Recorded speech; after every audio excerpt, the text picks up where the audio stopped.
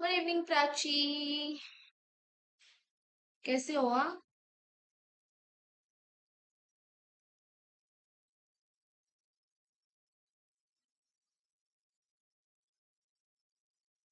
आज last lecture है भाई। उफ, ठीक ठाक। पढ़ाई ठीक चल रही है या नहीं? Good evening Jagriti. Good evening Lipti. भाई पढ़ाई कैसे चल रही है सबकी? हम्म। आज लास्ट लेक्चर है, फिर खत्म। पेस में चल रहा है, चलो ठीक है। कोई ना, हो जाएगा, डोंट वरी। भाई अगली साल दिवाली कहाँ पे मनाना है? कहाँ पे? मेडिकल कॉलेज में मनाना है दिवाली अगली साल, ओके?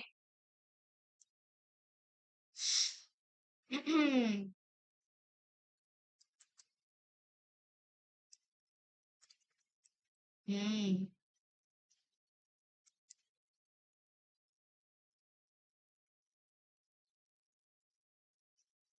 बाकी बच्चे कहाँ गए? एज यूजुअल मैं ज्यादा एक्सपेक्ट नहीं कर रही हूँ, बट आई होप कि रेगुलर बच्चे आ जाए। ओके। एक बार वो आ जाएंगे तो फिर हम स्टार्ट कर लेंगे। नहीं तो नहीं, हम 8-5 या 8-10 के पहले तो स्टार्ट ही करेंगे। ओके। ठीक है।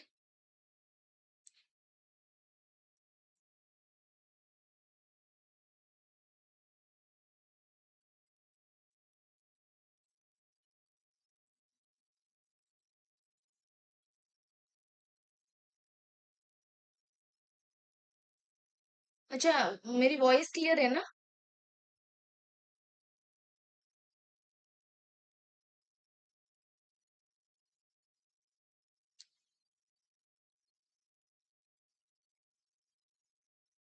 क्लियर है, चलो बहुत बढ़िया।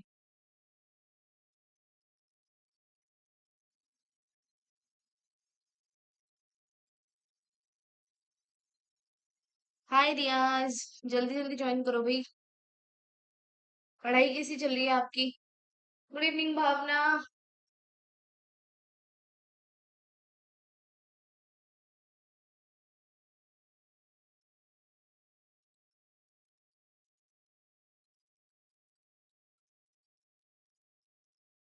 अभी तो भाई मेंटोरशिप वालों की बहुत बढ़िया चल रही है। उनकी कुछ डाउट में तो अच्छा खासा आ रहा है।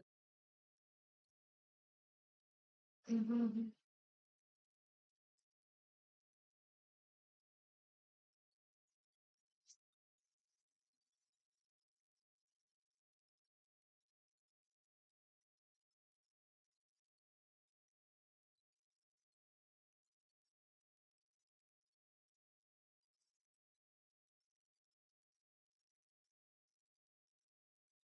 और 1-2 मिनट वेट करते हैं, ओके? फिर हम स्टार्ट कर लेंगे। ठीक है। ज्यादा हम लेट नहीं करेंगे, जितने आए उतने ही पढ़ेंगे भाई। मुझे पता चल गया है कौन से बच्चे आ रहे हैं, कौन से नहीं आ रहे हैं। आज तो 2-3 रेगुलर वाले बच्चे भी नहीं है, बट ठीक है, उनको कुछ प्रॉब्लम होगा आई एम श्योर, क्योंकि आज तक उन्होंने कभी मिस नहीं किया है अब तक क्लासेस। बट आज लास्ट क्लास है यार, आ जाना चाहिए सबको। सबको सबको।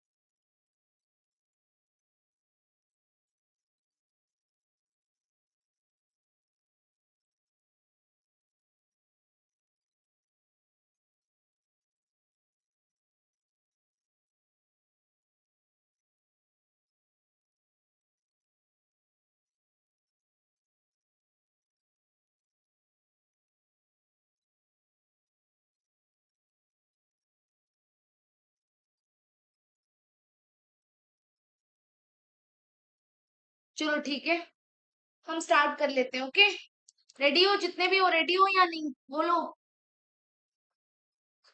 बोलो बच्चों। गुड इवनिंग डोरेमी, क्यों इतना लेट करते हो यार? जल्दी जल्दी आ जाओ सारे।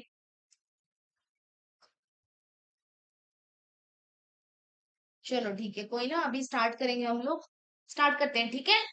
आज हम लास्ट क्लास में किसके बारे में पढ़े थे? डैनियल सेल के बारे में पढ़े थे, यस। तो आज हम completely electrolysis and electrolytic cell के भी बारे में पढ़ेंगे। और एक चीज मैं अभी से बोल देती हूँ, शायद बीच बीच में एक दो नए बच्चे आ जाते हैं एंड दे से कि दीदी वो जो क्वेश्चंस कराओ। भाई, एक तो विदाउट कॉन्सेप्ट क्वेश्चंस नहीं होंगे, वो पढ़ लिए होंगे कहीं पे और बीच बीच में आ जाते हैं and they ask just about questions. But आप लोग को कॉन्सेप्ट करना होता है, फिर डीपीपीज करनी होती है, जो भी है आप लोगों की, हम उसी अकॉर्डिंग जाएंगे। और जो आज की क्लास है particularly, that is completely based on theory. Okay, इसमें क्वेश्चंस, मतलब इससे ही क्वेश्चंस आएंगे, लेकिन आपको जानना पड़ेगा कि भाई उसके लिए थ्योरी यही यही है। कैसा थ्योरी है? कहाँ पे प्रोडक्ट बनता है, फिर अच्छा ठीक है, कोई ना, कहाँ पे प्रोडक्ट बनता है, फिर कहीं पे अगर आप देखोगे तो फिर डाइल्यूशन के साथ हम पढ़ेंगे। इसके बाद रेजिस्टेंट, रेजिस्टिविटी, मोलर कंडक्टेंस, तो वो सब भी पढ़ने वाले। फिर विद डाइल्यूशन वो सब बढ़ेंगे, कहाँ पे कम होगा, क्या होगा, ये सब हम आज पढ़ने वाले हैं। Okay, so this are basic things. और ये थ्योरी तो है, बट क्वेश्चंस में पूछ सकते हैं। कैसे?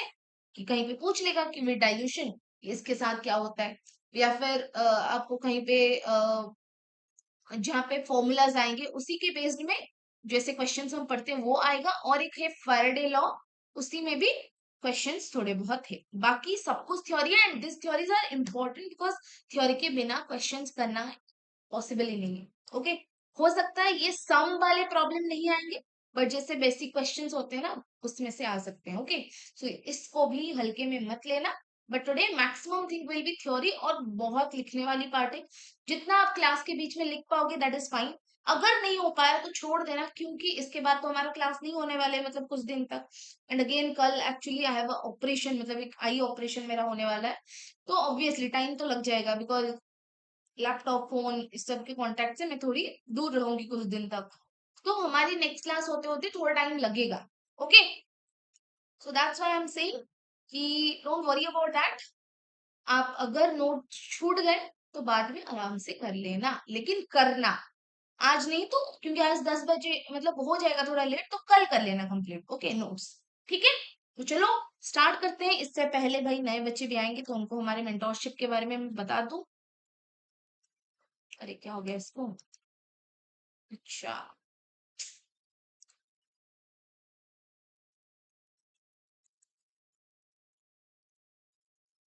Okay, so hello everyone, welcome, I mean I welcome you back to, क्या यार मेरा इंग्लिश को क्या हो गया, welcome you all to the Shiva batch.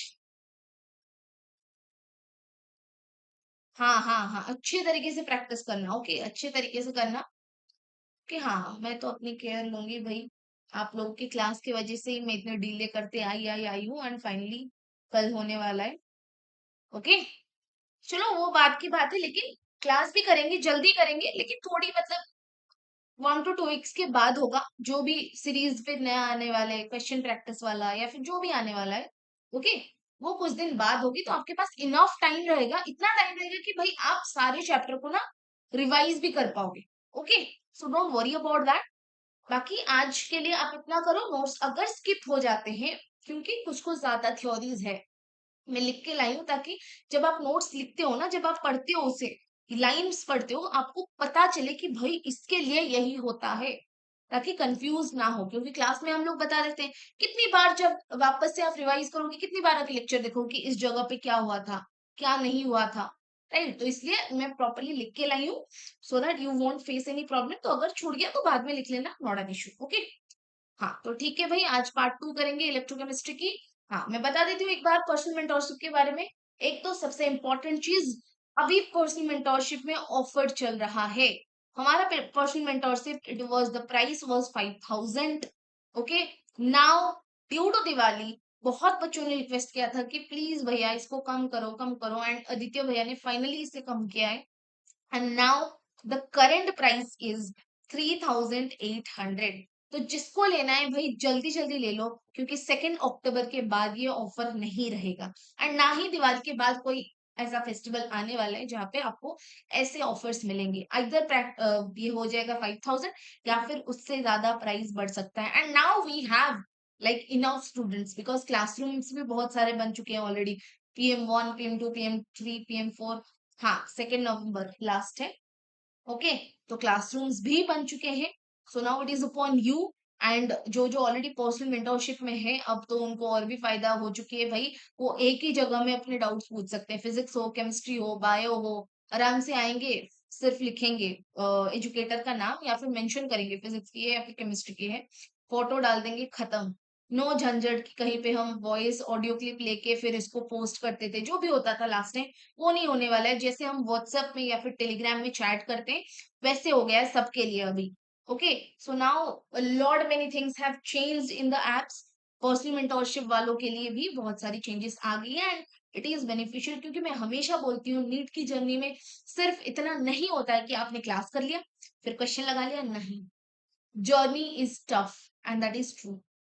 Okay, क्या क्या नहीं होता है भाई, आप अकेले पड़ जाते हो, फिर लाइक नींद नहीं आती रात में, because you start over thinking.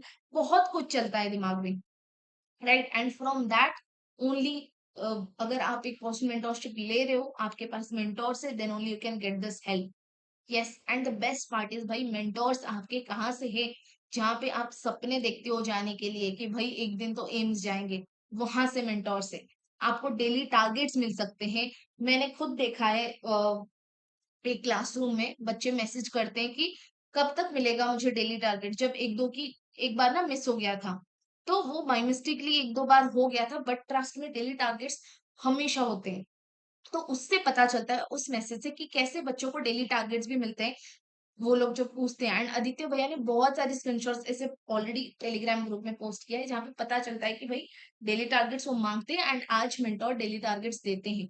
One two one interaction होता है, जब भी आप चाहते हो तभी इंटरेक्ट करते हो, उस दिन तो करोगे ही करोगे, दैट इज फॉर श्योर। कहीं पे भी इश्यूज हो, चाहे फैमिली प्रॉब्लम्स हो या फिर स्टडी रिलेटेड प्रॉब्लम हो या फिर कोई और प्रॉब्लम्स हो, you can talk about that कि यही इश्यूज हो रहे, अभी क्या करें। You can talk about your health, you can talk about everything. Okay, NCERT based डब्ल्यूपीज ही रहते हैं।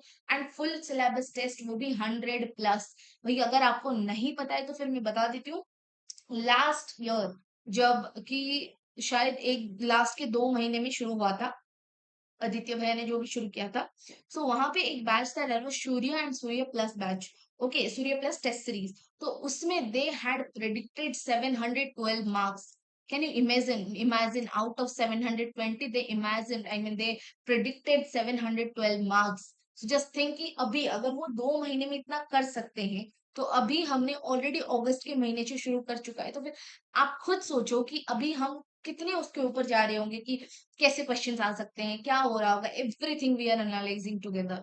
सब कुछ साथ में एनालाइज करें एंड ऐसे ही होता है। हो सकता है भाई इस साल 720 से 720 मार्क्स के पेपर भी प्रेडिक्ट हो जाए।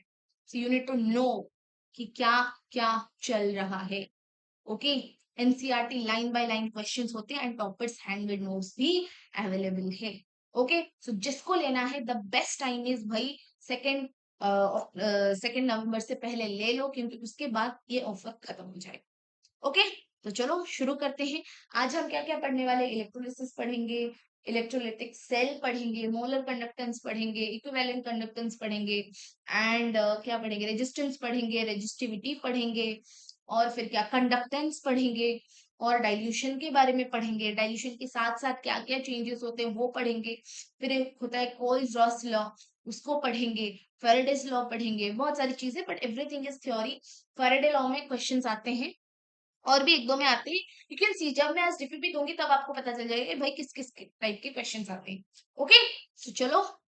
हाँ हाँ हाँ, अरे अरे अरे, सबसे मेन पार्ट तो कहना ही भूल गई भाई, पर्सनल मेंटोरशिप लेने के लिए आपको कूपन कोड भी तो यूज करना पड़ेगा, ताकि 5000 से 3800 हो जाए। So the coupon code is Diwali 24। I am writing it here again. The coupon code is Diwali 24। Okay, Diwali 24 is the coupon code, you need to know that. ठीक है, जिसको लेना है भाई ले लो। Okay, so let's start electrolysis and electrolytic cell. भाई electrolysis क्या है, ये आप बचपन से पढ़ रहे हो फिर भी देख लो। ओके, इलेक्ट्रोलिसिस क्या है? Chemical decomposition of a substance using electricity. हाँ भाई, केमिकल डिकम्पोजिशन किसका होता है? डिकम्पोजिशन किसका होता है? एक सब्सटेंस का, बस उसमें किसका काम है? इलेक्ट्रिसिटी की काम है। अब देखो करंट आइदर, ये दोनों देखो अच्छे तरीके से, हो ना सारे? जो पढ़ाई कर रहे हो शुरू करें हम, हो या सो गए बच्चे लोग? भाई जिंदा हो ना सब कोई?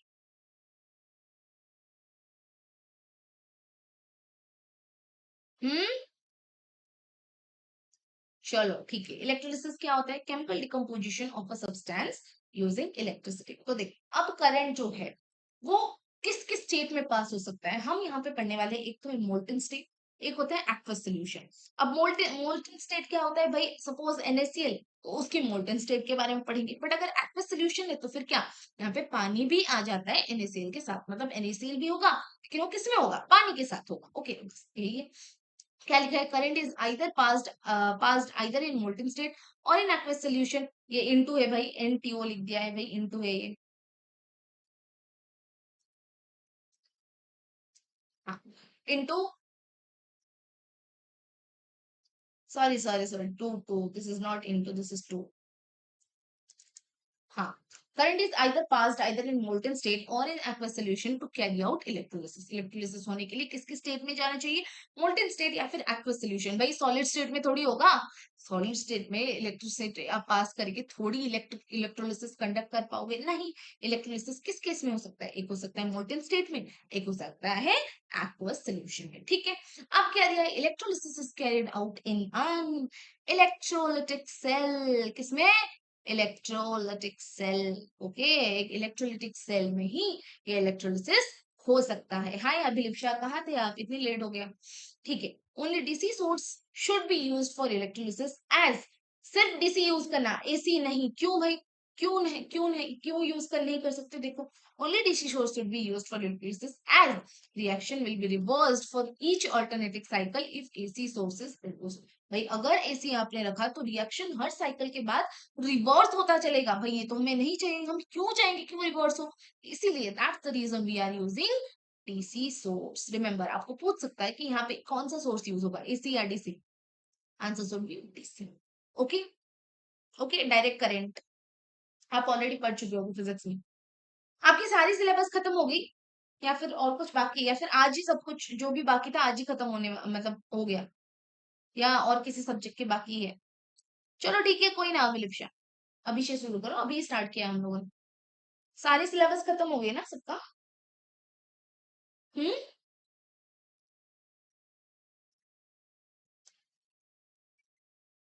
आज खत्म हो गया। चलो आज केमिस्ट्री भी खत्म हो जाएगा फिर तो भाई, हो गया आप लोगों की 3 महीने की सिलेबस।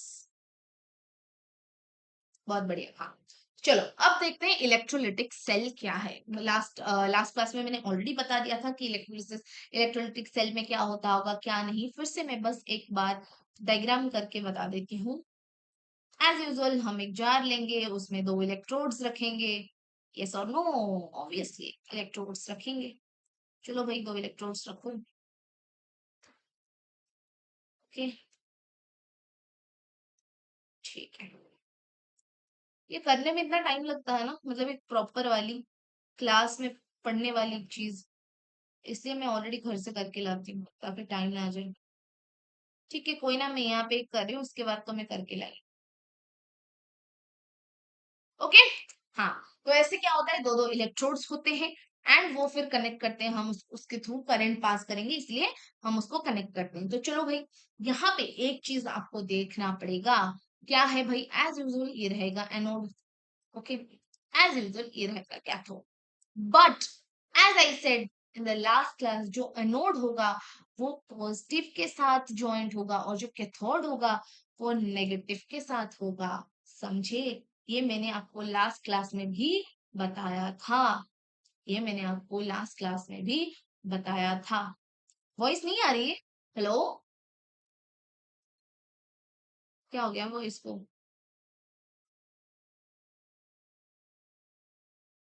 वॉइस नहीं आ रही है?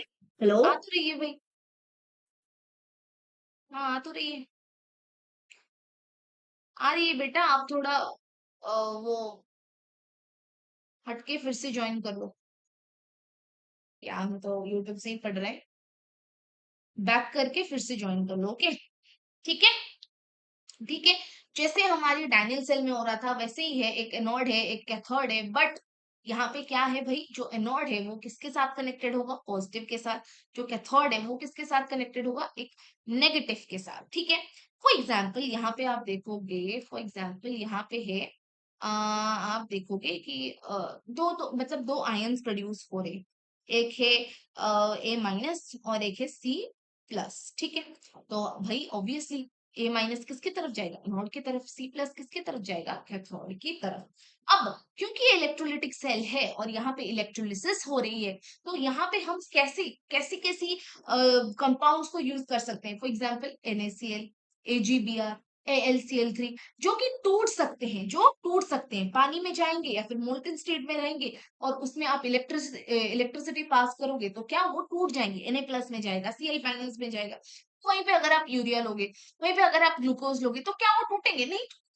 तो जो कंपाउंड्स टूट सकते हैं जैसे कि NaCl, AgBr, आप ले लो LCl3, वैसे ही कंपाउंड्स हम इलेक्ट्रोलिसिस में यूज करते हैं क्योंकि वो टूट सकते हैं। जैसे कि NaCl को अगर आप तोड़ोगे तो किसमें आएगा, एक आएगा Na प्लस और एक आएगा किसमें, Cl माइनस। भाई Na प्लस किसकी तरफ जाएगा, एनोड की तरफ, क्यों, क्योंकि वो नेगेटिव है। और Cl माइनस किसकी तरफ जाएगा, पॉजिटिव की तरफ। सॉरी, Na प्लस किसकी तरफ जाएगा, कैथोड की तरफ, क्यों, क्योंकि वो नेगेटिव है। Cl माइनस किसकी तरफ जाएगा, एनोड की तरफ, क्योंकि वो पॉजिटिव है। क्या इतना समझ में आया, क्या इतना समझ में आया? तो मतलब आप खुद देखो, जो C प्लस है वो क्या बन के देगा, वो एक इलेक्ट्रॉन लेके ये C बनेगा, और जो A माइनस है वो क्या करेगा भाई, एक इलेक्ट्रॉन लूज कर लेगा। क्या, एक इलेक्ट्रॉन लूज कर लेगा, मतलब दोनों ही डिस्चार्ज हो रहे। आप बोल सकते हो, अच्छा हाँ, कोई ना कोई ना, कोई ना कोई ना, ओके। तो दोनों ही डिस्चार्ज हो रहे हैं। आप बोल सकते हो कि भाई ये जो कैटायन है, मतलब ये जो कैट आयन है वो भागेगा किसकी तरफ, कैथोड की तरफ भागेगा, और भाग के डिस्चार्ज हो रहा है। सिमिलरली आप बोलोगे कि अन आयन वो कहाँ भागेगा, अन आयन एनोड की तरफ भागेगा और फिर डिस्चार्ज होगा। तो दोनों ही डिस्चार्ज हो रहे हैं, दोनों ही डिस्चार्ज हो रहे हैं। देख लो आप, ये देखो सी, ये रहा ए, ये भी डिस्चार्ज होके सी बना रहा है, ये भी डिस्चार्ज होके ए बना रहा है। दोनों के पास कोई भी चार्ज नहीं, दोनों के पास कोई भी चार्ज नहीं। हाँ कि ना, दोनों के पास कोई भी चार्ज नहीं। बट एज यूजुअल हमने क्या बोला था, एनोड के पास तो वही ऑक्सीडेशन ही होगा और कैथोड के पास वही रिडक्शन ही होगा। इसीलिए जो ए माइनस है वो लूज करेगा एक इलेक्ट्रॉन और जो सी प्लस है वो गेन करेगा एक इलेक्ट्रॉन। ओके। और यहाँ पे वो भाग के कैथोड के पास जाएगा, क्या, खुद को डिस्चार्ज करेगा। सिमिलरली एन एन मतलब ए माइनस भाग के किसके पास जाएगा, एनोड की तरफ, और खुद को डिस्चार्ज करेगा। क्या इतना समझ में आया? अगर नहीं आया तो फिर से पूछो, अगर नहीं आया तो फिर से पूछो।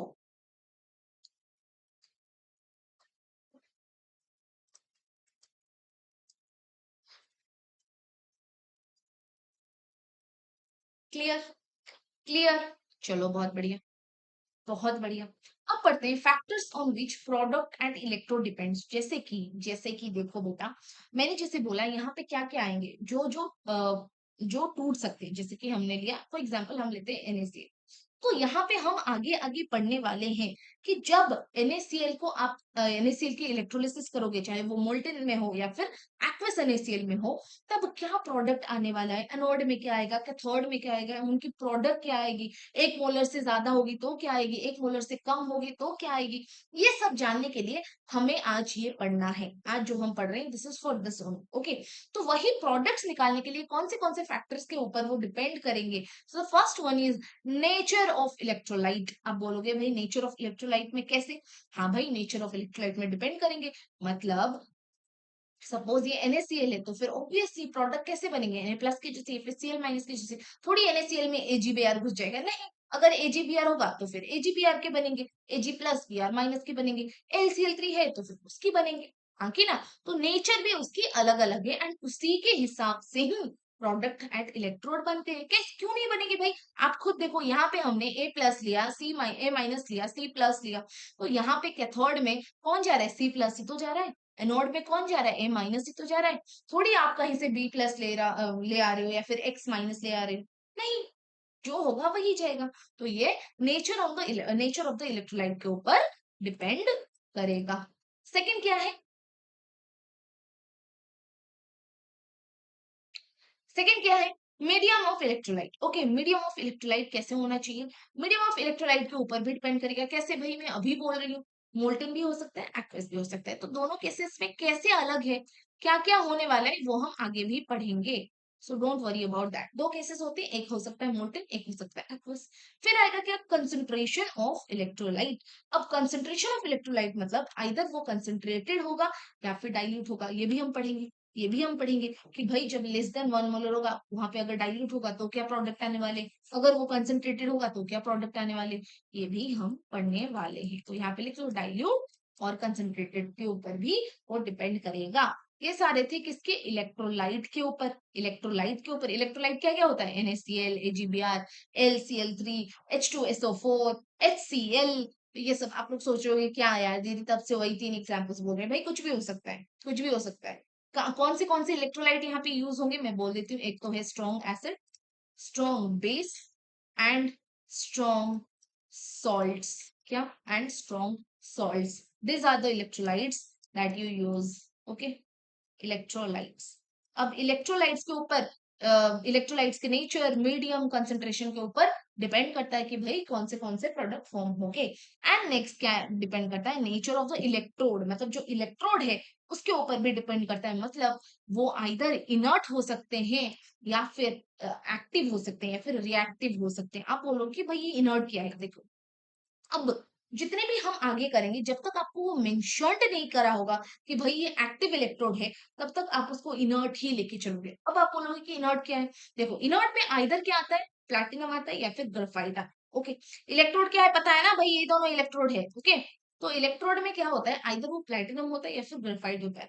तो जब भी करंट पास होता है, जब भी आप इलेक्ट्रिसिटी पास करते हो, तो फॉर एग्जाम्पल वो है CuSO4। ओके, फॉर एग्जाम्पल वहां पे CuSO4। ओके, CuSO4 में क्या हो रहा है भाई? कॉपर जा रहा है और सल्फेट भी जा रहा है, हाँ कि ना? कॉपर जा रहा है और सल्फेट भी जा रहा है। इन दोनों के बीच में वो जो इलेक्ट्रिसिटी आप पास किए हो, तो इन दोनों में रिएक्शन होगी, कॉपर में होगी और किसमें होने वाली है? सल्फेट में होने वाली है। ओके, लेकिन अगर आपने इनॉट के बदले में एक्टिव इलेक्ट्रोड ले लिया, अगर आपने इनॉट के बदले में एक्टिव इलेक्ट्रोड ले लिया, तो मतलब उस इलेक्ट्रोड में ही ऑलरेडी कुछ होंगे। तो इलेक्ट्रोड बोलेगा भाई जो सोल्यूशन में, फॉर एग्जांपल सोल्यूशन क्या है? NaCl है। तो इलेक्ट्रोड अगर आपने एक्टिव ले लिया, तो एक्टिव इलेक्ट्रोड बोलेगा भाई तुम चुप बैठो, तुम्हारी आज कुछ काम नहीं है, हम आज काम करेंगे, हमारे थ्रू इलेक्ट्रिसिटी पास होगा और हम सेपरेट होंगे। मतलब हमारे पास जो जो प्रेजेंट है हम सेपरेट होंगे। समझे? समझे? क्या ये समझ में आया? बोलो, बोलो। इनर्ट भी हो सकते हैं और क्या हो सकते हैं? एक्टिव भी हो सकते हैं, और उसको हम रिएक्टिव भी बोलते हैं। उसको हम रिएक्टिव भी बोलते हैं। मतलब देखो, आप खुद समझो ना, यहाँ पे फॉर एग्जाम्पल हमने लिया कि A प्लस C माइनस, बस हम एज एन एग्जाम्पल NaCl या फिर HCl, उसके बदले में हमने ले लिया कि ऐसा Ca एक है जो डिवाइड हो रहा है C plus and A minus में, ठीक है? ये है सोल्यूशन में। तो ऑब्वियसली दिस वाज व्हाट, ये जो दोनों थे ना, ये जो दोनों थे, this two electrodes were inert electrode, इसीलिए तो इन दोनों में काम चल रही थी। लेकिन जब ये इनर्ट इलेक्ट्रोड ही नहीं रहेंगे, इसको आप एक्टिव कर लोगे, तो भाई ये दोनों इलेक्ट्रोड बोलेंगे, इनको Ca को बोलेंगे कि भाई तुम चुप बैठो, अब काम हम करेंगे। हमसे निकलेगा क्योंकि उनके पास तो रिएक्टिव चीजें होंगी जो खुद एक्टिव हो जाएंगे। अब वो इनको अभी सप्रेस कर देंगे कि तुम बैठो, हम अभी काम करेंगे। ओके, तो ये नेचर ऑफ इलेक्ट्रोड में भी डिपेंड करता है कि कैसे प्रोडक्ट आने वाले हैं। ठीक है, हम आगे एग्जांपल्स में भी पढ़ेंगे कहाँ पे इनर्ट लेंगे, कहाँ पे एक्टिव लेंगे, एवरीथिंग। ओके, तो चलो अब सबसे पहले फर्स्ट एग्जांपल में चलते हैं, that is electrolysis of molten NaCl। क्या? Electrolysis of molten NaCl। ठीक है, ये क्या है? NaCl। ठीक है, ये पॉजिटिव है, नेगेटिव है, मतलब this is anode, this is cathode. ठीक है, इसको अभी ध्यान से देखो। आपको पता है कैथोड में क्या होगा भाई? बोलो, कैथोड में क्या होगा? रिडक्शन होगा, होगा कि नहीं? होगा कि नहीं? अब यहाँ पे क्या है? पॉजिटिव है, यहाँ पे क्या है? नेगेटिव है। तो ये टूट के क्या बनेगा? Na plus and Cl minus. तो आप मुझे खुद बताओ, ये Cl माइनस किसके पास जाएगा? Cl माइनस किसके पास जाएगा बेटा जी? Cl माइनस जाएगा एनोड के पास, और Na प्लस कहाँ पे जाएगा? कैथोड के पास। यस और नो? Na प्लस जाएगा कैथोड के पास। तो ऑब्वियसली कैथोड के पास क्या होगा? रिडक्शन होगा। किसका? Na प्लस का रिडक्शन होगा। तो चलो भाई, वो एक क्या करेगा? वो एक इलेक्ट्रॉन गेन करेगा। बना देते हैं उसकी। Na plus plus electron gain करके फिर वो क्या हो रहा है? डिस्चार्ज हो रहा है। मतलब उसके ऊपर देखो, अभी कुछ भी चार्ज नहीं है, कुछ भी चार्ज नहीं है। तो फिर आप क्या बोल सकते हो यहाँ पे? कैथोड में कौन सा प्रोडक्ट बन रहा है? आप बोल सकते हो कि NaS metal is deposited at cathode। क्या बोलोगे? डिपोजिटेड ऑन कैथोड, या फिर एट कैथोड, जो भी बोलना है बोलो। डिपोजिटेड ऑन कैथोड, ठीक है? Deposited on cathode. Okay, done done. Similarly अगर हमने अभी कैथोड कर लिया, तो अब चलते हैं भाई एनोड भी करते हैं। क्या करेंगे? एनोड भी करेंगे। एनोड करते हैं। एनोड में क्या होगा? एनोड में होगा ऑक्सीडेशन। किसकी? Cl माइनस की होगा।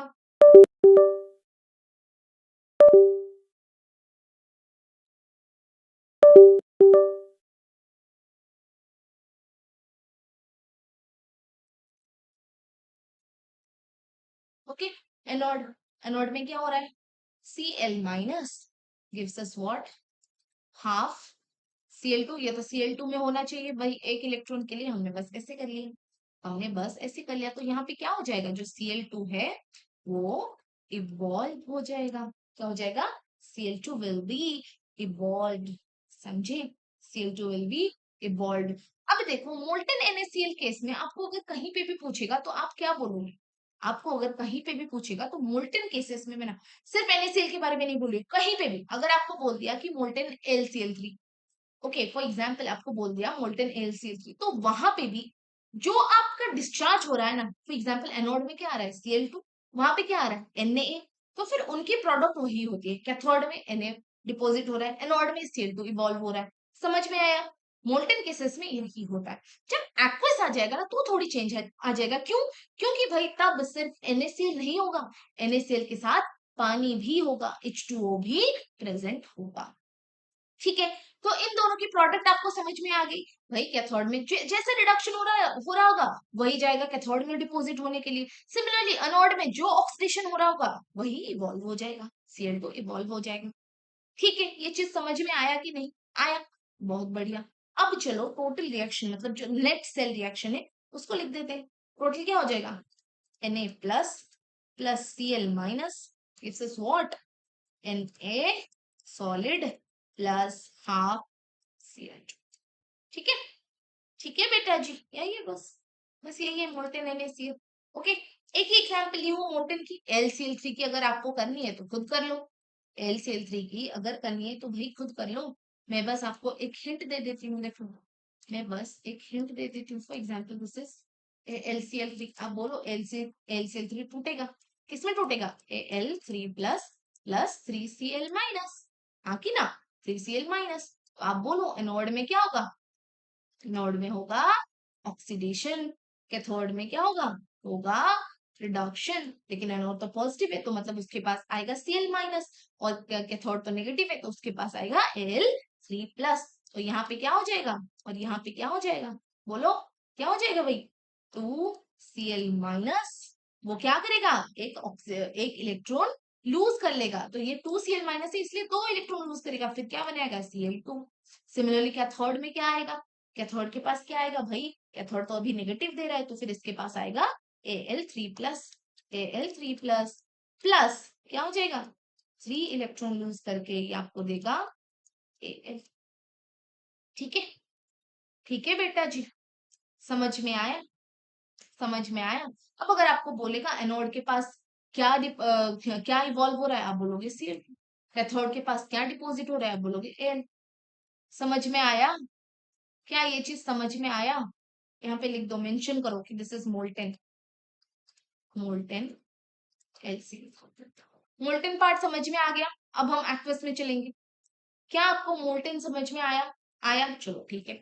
अब हम चलते हैं, बस दो चीज, product of electrolysis of H2O। कभी भी अगर वही पानी का इलेक्ट्रोलिसिस हुआ ना, तो उसकी प्रोडक्ट जानेंगे। ओके, देखो भाई, पानी की ऑक्सीडेशन भी हो सकती है, पानी की रिडक्शन भी हो सकती है। ओके, अब ये जो इलेक्ट्रोलिसिस की प्रोडक्ट में क्यों बता रही हूँ, क्योंकि आगे आप एक्वस सोल्यूशन की इलेक्ट्रोलिसिस पढ़ने वाले हो और उसमें पानी आने वाला है, इसलिए बस उससे पहले की तैयारी है ये। बस आप जान लोगे कि ऑक्सीडेशन में क्या हो रहा है, रिडक्शन में क्या हो रहा है, तो आप जान लो। मैंने क्या बोला, पानी में ऑक्सीडेशन भी होता है, पानी का रिडक्शन भी होता है। सबसे पहले ऑक्सीडेशन ऑफ H2O जान लेते हैं। Oxidation of H2O। ओके, तो ऑक्सीडेशन ऑफ H2O, ऑक्सीजन मतलब भाई एक इलेक्ट्रॉन लूज करेगा, लेकिन चलो हम इसकी रिएक्शन बना देते हैं। H2O, फिर ये half O2 plus 2 electrons plus 2H plus. Okay, अब कर लेते हैं, ये याद रखो, ये याद रखो, फिर याद करते हैं रिडक्शन। रिडक्शन के केस में क्या होगा, वो इलेक्ट्रॉन्स गेन कर लेगा, इलेक्ट्रॉन्स गेन कर लेगा, तो वही करो, plus 2 electrons gives what? H2 plus 2OH minus। ठीक है, ठीक है बेटा जी, ठीक है। बस ये तो ना जानो कि भाई ऑक्सीडेशन में यही फॉर्मूला आता है, मतलब ऐसे आता है, एंड रिडक्शन में यही होता है। But again what is important to know कि इनॉट क्या होता है दोनों की, मतलब इनॉट आरपी क्या होता है, इनॉट ओपी क्या होता है, इनॉट ऑक्सीडेशन पोटेंशियल क्या होता है in case of oxidation, and E naught RP क्या होता है इन केस ऑफ रिडक्शन। इसकी वैल्यू तो मैं बोलूंगी भाई, पानी की जो वैल्यू है आप याद रख लो, रट्टा मार लो, रट्टा, -1.23 वोल्ट होता है। ओके, और इसके होता है -0.827। ये याद रख लो, याद रख लो, आगे आगे Na की भी आएगा, Cl की भी आएगा, वो दोनों में मैं बोलूंगी याद रखने के लिए, वो भी मैं बोलूंगी याद रखने के लिए। ठीक है, हम जान जाएंगे, क्योंकि मैं आपको एक एसआरपी मतलब रिडक्शन पोटेंशियल की एक देने वाली हूँ सीरीज, उससे हम समझ सकते हैं। But again some values are important, जैसे कि पानी की हो गया, Na की हो गया, Cl की हो गया, उस सब की इनॉट आरपी या फिर इनॉट ओपी जानना इम्पोर्टेंट है, तो मैं वो सब भी बताने वाली हूँ। तो क्या आप ये दोनों याद रख सकते हो? बस याद रखो कि ऑक्सीडेशन में जब भी पानी की ऑक्सीडेशन होती है, तो उसकी जो ऑक्सीडेशन पोटेंशियल होता है -1.23, और जब भी रिडक्शन होती है पानी की, तो उसकी रिडक्शन पोटेंशियल कितना होता है, -0.827। ठीक है, ठीक है। अब नेक्स्ट चलते हैं, electrolysis of aqueous NaCl solution. भाई क्या आ गया टर्म, एक्वस टर्म आ गया, मतलब NaCl के साथ पानी भी होगा। और मैंने क्या बोला, यहाँ पे जो पानी है वो ऑक्सीडेशन भी होगा और उसकी रिडक्शन भी होगी। मतलब ये रहा कैथोड, ओके, ये रहा एनोड, ठीक है। अब ये Na प्लस Cl माइनस है, तो फिर माइनस किसकी तरफ जाएगा, एनोड की तरफ। तो रिडक्शन ऑक्सीडेशन Cl माइनस की होगी और रिडक्शन किसकी होगी, Na प्लस की होगी। तो हम पढ़ रहे हैं, तो भाई यहाँ पे लिखो रिडक्शन ऑफ Na प्लस, और उसके साथ किसकी रिडक्शन होगी, उसके साथ किसकी रिडक्शन होगी बेटा, एक्वस सोल्यूशन है, एक्वस सोल्यूशन है, तो मतलब पानी की भी रिडक्शन होगी। ओके, सिमिलरली यहाँ पे क्या होगा, oxidation of Cl minus, and उसके साथ किसकी ऑक्सीडेशन होगी, पानी की भी ऑक्सीडेशन। वेरी गुड, ओके, पानी की भी ऑक्सीडेशन होगी। ठीक है, इससे पहले मैं आपको एक सीरीज बता देती हूँ, दैट इज SRP सीरीज आप बोल सकते हो। Okay, standard reduction potential series. लिखो NaZn FeH plus Cu Ag Cl minus, फिर Cl माइनस के नीचे लिखोगे ये OH माइनस, मैं ऐसे कर रही हूँ, ओके, ऐसे उसके नीचे आएगा OH minus, NO3 minus, SO4 2 minus, और फिर क्या, F माइनस। ओके, ये SR की सीरीज है।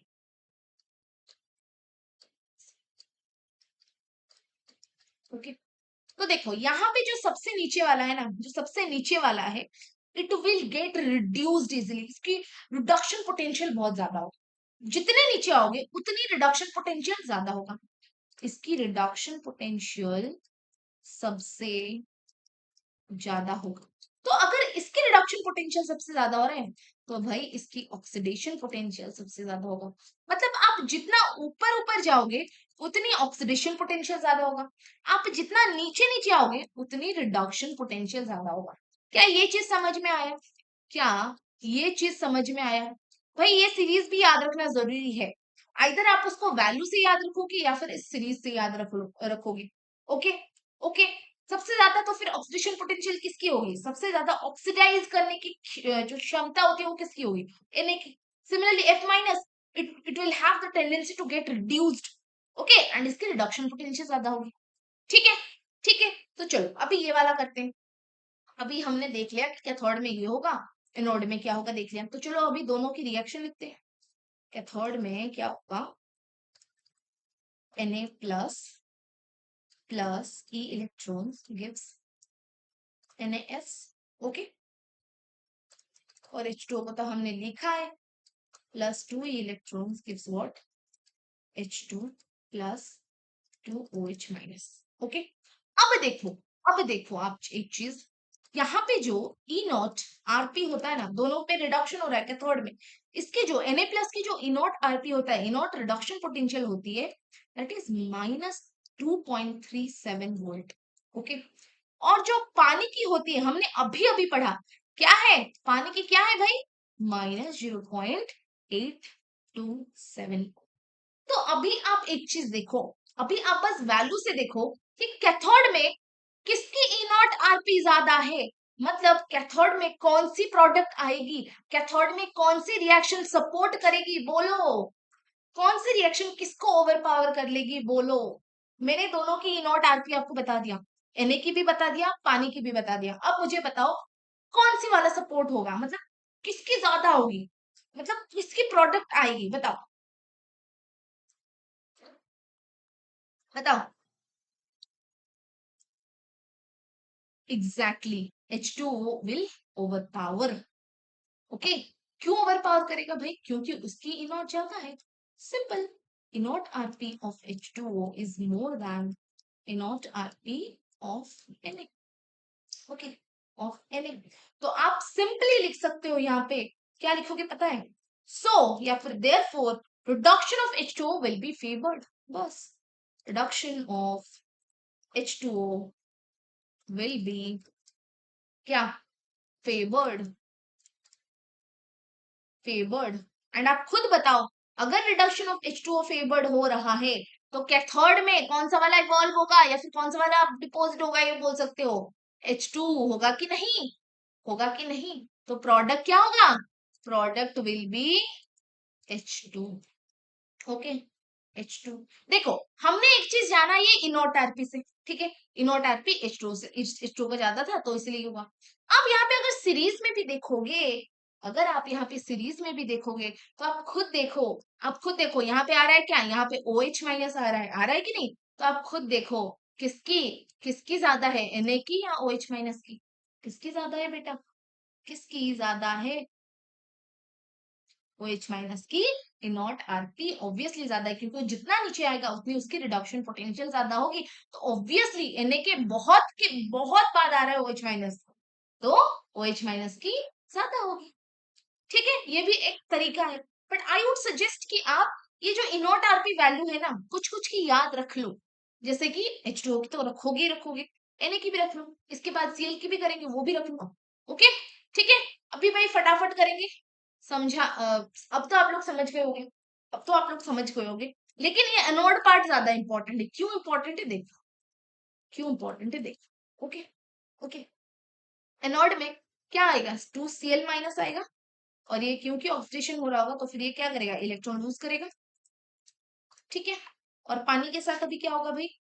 तो H2O gives us O2 plus 4 electrons plus 4H plus. Okay, 4 hydrogen थे इसलिए 4 इलेक्ट्रॉन 4H प्लस मैंने कर दिया। ओके, ठीक है। अब मैंने आपको बताया था ई नॉट ऑफ ओपी H2O का क्या है? -1.23 वोल्ट। यस, और इसकी कितनी है ई नॉट, इसकी कितनी है ई नॉट, -1.35 वोल्ट। ओके, अब मुझे एक चीज बताओ, दोनों में से कौन से वाले फेवर करेंगे एनोड के पास, या फिर कौन सा वाला ओवर पावर करेगा, किसकी प्रोडक्ट आएगी, Cl माइनस की प्रोडक्ट Cl2 आएगी, या फिर H2O की प्रोडक्ट O2 जाएगी एनोड की तरफ, बताओ बताओ, जल्दी बताओ, जल्दी बताओ, बताओ बताओ बताओ।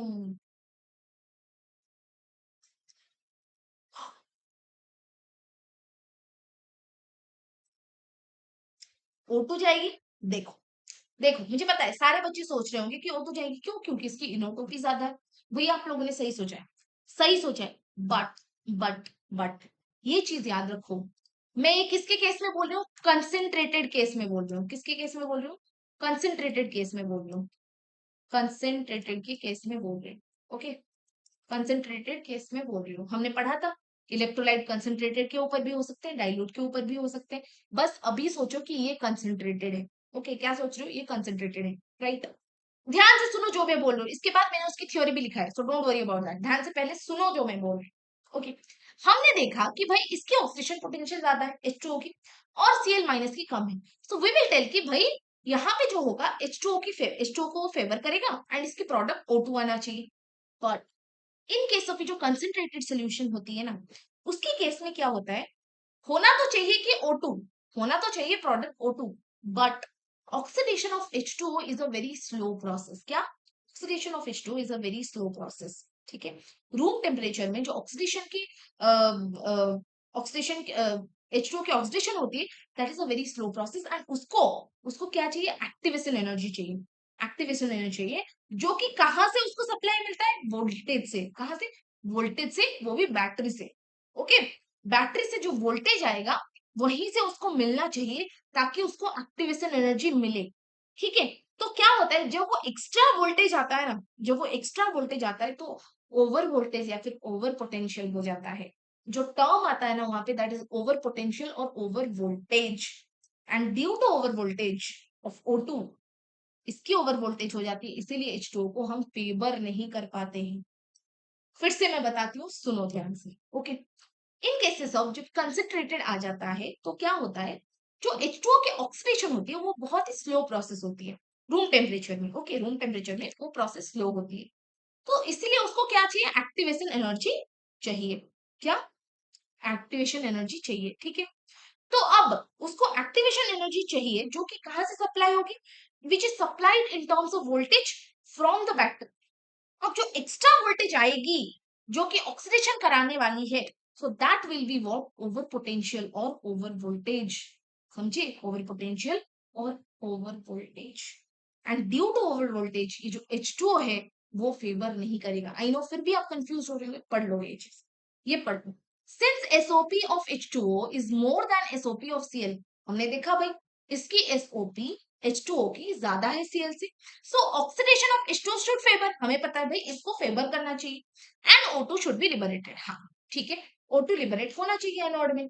But oxidation of H2O is a very slow process, slow process होता है at room temperature, and required activation energy which is supplied in terms of voltage from battery, battery से उसको मिलती है वोल्टेज के, मतलब समझ रहे हो ना, समझ रहे हो ना, so the extra voltage required to start the oxidation of H2O is called over potential और over voltage, समझे।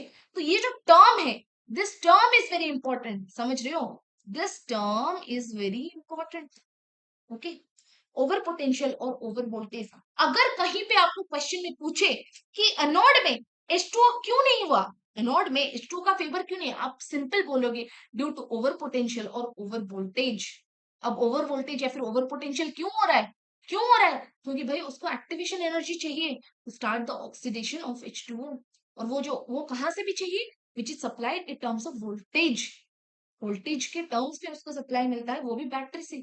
तो जो एक्स्ट्रा वोल्टेज आती है वहीं पे क्या हो जाता है, ओवर पोटेंशियल और ओवर वोल्टेज, समझे। And due to over voltage of O2 oxidation of H2O is not favoured. मुझे एक बात बताओ बेटा, क्या आप कभी क्लियर हो, अगर क्लियर हो तो बताओ, नहीं तो मैं फिर से समझाऊं, फिर से समझाऊं, बताओ क्लियर हो या नहीं, बताओ। बताओ। Clear? Everyone clear? Clear clear clear clear? ठीक है, क्लियर। चलो बहुत बढ़िया। ओके, बस नेक्स्ट वाला पार्ट जो है लाइन, ये बस आपकी जानकारी के लिए है। क्या? The value of over potential depends on type of electrode used for O2। Okay, over potential varied from 0.05 to 0.45 and platinised PT electrode के लिए क्या होता है 0.25 होता है, जो कि फॉर स्मूथ। ये बस आपकी जानकारी के लिए, बस जान लो। ओके, बट इससे क्वेश्चन नहीं आता है ये, लेकिन पूछ सकता है कि क्यों वो फेवर नहीं करता है, क्यों वो फेवर नहीं करता है। तो क्या बेटा आप मुझे अभी बोल सकते हो कि यहाँ पे एनोड में कौन सी प्रोडक्ट बनेगा, एनोड में कौन सी प्रोडक्ट बनेगा, बताओ बताओ, एनोड में कौन सी प्रोडक्ट बनेगा, बताओ।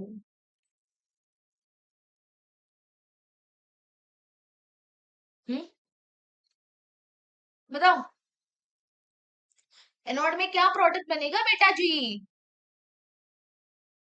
अरे बताओ एग्जैक्टली क्या बनेगा?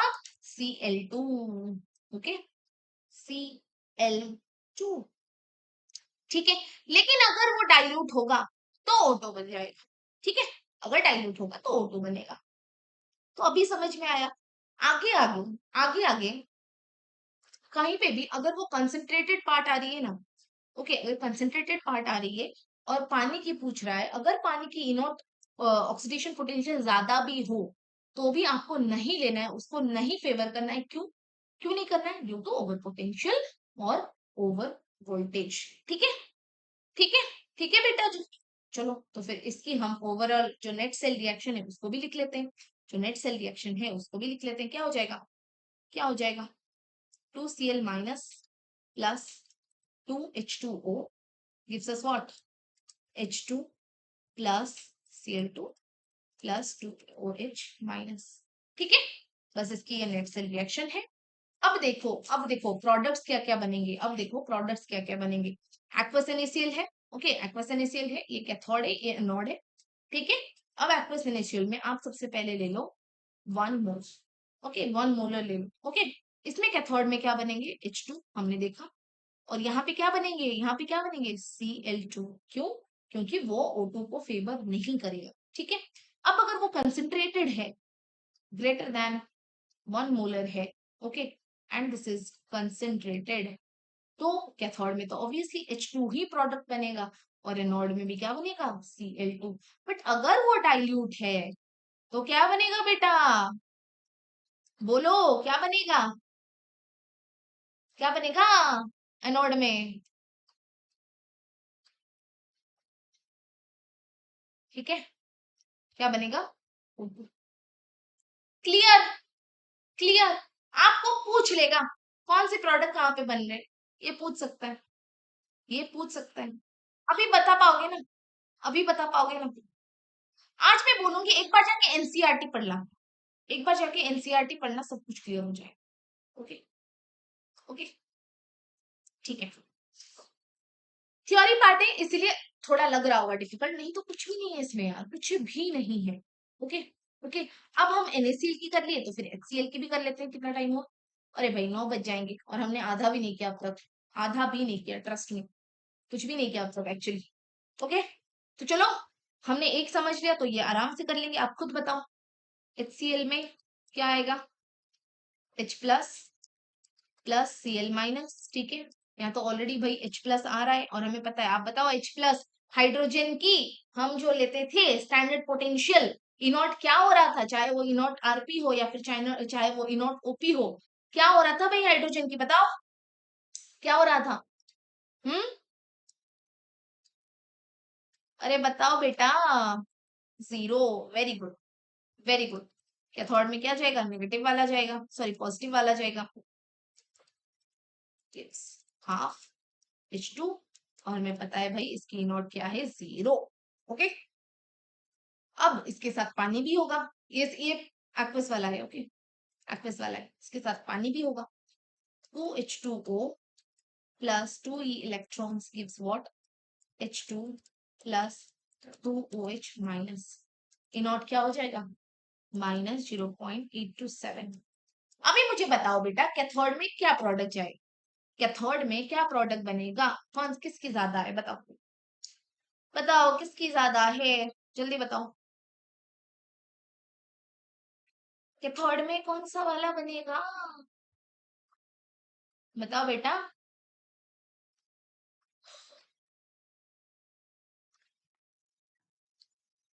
H2, very good. क्या बनेगा? H2 बनेगा, ठीक है। अभी एनोड की लिखते हैं, अभी एनोड की लिखते हैं भाई। एनोड की Cl माइनस आएगा और पानी आएगा, और पानी आएगा। कंसंट्रेटेड लेंगे, कंसंट्रेटेड लेंगे तो क्या हम पानी को फेवर कर सकते हैं? जो हमने NaCl में किया था इसमें भी तो वही होगा, क्योंकि ये भी Cl माइनस आ रहा है। यस और no? Half Cl2 plus two, फिर क्या, 2H2, sorry, it's what, O2 plus 4H plus 8। Okay, तो यहाँ पे क्या होगा? यहाँ पे Cl2 फेवर करेगा। एंड आपको पता है, आपको पता है ये पॉसिबल ही नहीं है। क्यों नॉट पॉसिबल? लिखो, ड्यू टू क्या? Due to over potential. Okay बेटा जी, बोलो। Done. Not possible due to over potential. ठीक है, ठीक है। अब आप लोग मुझे खुद बताओ कि इसकी प्रोडक्ट क्या क्या होगी। अब मुझे आप खुद बताओ कि इसकी प्रोडक्ट क्या क्या होगी। बताओ, बताओ जल्दी, बताओ। ये रहा भाई 1 मोलर पे, अरे ये दिखाई नहीं दे रहा है, ये दिखाई देगा। 1 मोलर, फिर क्या होगा? ऑब्वियसली लेस देन 1 मोलर, फिर क्या, ग्रेटर देन 1 मोलर। ये हो जाएगा कंसंट्रेटेड, ये क्या हो जाएगा? डाइल्यूट। ठीक है। कैथोड में क्या बनेगा बेटा? कैथोड में हर जगह ऑब्वियसली H2 बनेगा, H2 बनेगा, H2 बनेगा। एनोड में क्या बनेगा? Cl2, यहाँ पे भी बनेगा Cl2, और यहाँ पे लेकिन डाइल्यूट के केस में क्या बनेगा? O2। Okay, okay, done, done. चलो ठीक है, क्लियर, क्लियर, बहुत बढ़िया, बहुत बढ़िया। अब हम जाएंगे कहा? Electrolysis of aqueous CuSO4। Okay, पहले हम यूज करेंगे इनर्ट इलेक्ट्रोड, सेकेंड हम लेंगे, यहाँ पे लेंगे हम एक्टिव इलेक्ट्रोड। क्या लेने वाले हैं? एक्टिव इलेक्ट्रोड लेने वाले हैं भाई। ये जो यहाँ पे क्या होगा, इनर्ट ले रहे हैं, मतलब मैंने बस यहाँ पे मेंशन किया इनर्ट, मतलब इससे पहले भी हम इनर्ट ही ले रहे थे। क्यों? क्योंकि वहां पे इनर्ट की कुछ, मतलब इलेक्ट्रोड्स की कुछ काम ही नहीं हो रहा था, इलेक्ट्रोड की कुछ काम ही नहीं हो रहा था भाई। एज यूजुअल हम इसको कर लेंगे एनोड, पीटी। पीटी मतलब मैंने बोला था यहाँ पे क्या, क्या भाई? Anode PT. और ये क्या होगा? कैथोड पीटी, मतलब प्लैटिनम। ओके, इनर्ट इलेक्ट्रोड में वही रहेगा। यस और नो? चलो, कैथोड में मुझे बताओ क्या क्या फॉर्म होगी? CuSO4 है। ओके, तो obviously Cu plus two E electrons gives us what? Cu। Okay, और क्या है भाई? पानी भी होगी, पानी भी होगी कि नहीं? Plus 2e electrons gives us what? H2 plus 2OH minus. चलो, अब मैं और एक चीज बोलूंगी कि कॉपर के भी याद रख लो। मैंने बोला था कुछ कुछ मैं बोलूंगी, उसकी याद रख लेना इनोट। ओके, इसकी इनोट होती है क्या? 0.34 वो, और इसकी तो आपको पता है भाई, हम कब से पढ़ रहे हैं, -0.827 वो। ठीक है, तो मुझे बताओ क्या डिपॉजिट होगी कैथोड में? कॉपर या H2? Cu या H2? बताओ। ये हम पढ़ते आ रहे हैं, सेम चीज है, बस मैंने आपको हेडिंग दे दी है यूजिंग इनर्ट इलेक्ट्रोड, क्योंकि इसके बाद हम एक्टिव इलेक्ट्रोड लेके भी करेंगे। बताओ, बताओ बेटा, क्या होगी? जल्दी बताओ। एग्जैक्टली, कॉपर, कॉपर ही सपोर्ट करेंगे, कॉपर ही डिपॉजिट होगी। ओके, कॉपर ही डिपॉजिट होगी। ठीक है, ठीक है बेटा। अब हम पीटी इलेक्ट्रोड ले रहे हैं, अब हम क्या पीटी इलेक्ट्रोड ले रहे हैं, और ये वाला मैंने बोला क्या भाई, ये तो डाइल्यूट वाला ले, क्या डाइल्यूट वाला ले। ओके, वहां पे हम क्या ले रहे थे? HCl लिए थे, NaCl भी कंसेंट्रेटेड ले रहे थे। तो यहाँ पे क्या होगा ना, यहाँ पे क्या होगा बेटा जी? 2SO4 - 2 होगा, वो क्या करेगा? ऑब्वियसली ऑक्सीडेशन होगा उसकी, क्या? उसकी ऑक्सीडेशन होगा। तो ये क्या बन जाएगा, S2O8 minus 2 plus 2 electrons, electrons loose करेगा। एंड उसके साथ जो पानी की भी जो इलेक्ट्रॉन्स लूज होगी ना बेटा, यहाँ पे O2 सपोर्ट करेगा। क्यों? क्योंकि मैंने क्या बोला, हमने यहाँ पे एक तो इनर्ट इलेक्ट्रोलाइट यूज किया और यहाँ पे हमने डाइल्यूट करा, क्या उसको डाइल्यूट लेके चला। तो फिर आप मुझे बताओ यहाँ पे क्या लिबरेट होगा, O2 लिबरेट होगा। ओके, समझ में आया? प्लस प्लस, ठीक है। अगर इसकी ई नॉट याद रखना है, SO4 की आपकी मर्जी, अगर आपको याद रखना है दैट इज गुड, अगर नहीं रखना है तो भी चले, अगर नहीं रखना है तो भी that is good and fine. Okay, इसकी ई नॉट हो जाती है -2.01 वोल्ट और इसकी हो जाती है, आपको पता है -1.23 वोल्ट। लेकिन जो पानी का होता है ना भाई, ई नॉट दोनों की याद रखना है। ओके, दोनों की याद रखना है। डन, डन, डन बेटा जी, डन, आर यू डन? चलो नेक्स्ट चलते हैं। ओके, नेक्स्ट चलते हैं, यूजिंग एक्टिव इलेक्ट्रोड। अब हम क्या यूज करने वाले हैं, एक्टिव इलेक्ट्रोड लेके चलेंगे। ओके, चलो ठीक है भाई। अब अगर हम एक्टिव इलेक्ट्रोड लेके चलेंगे,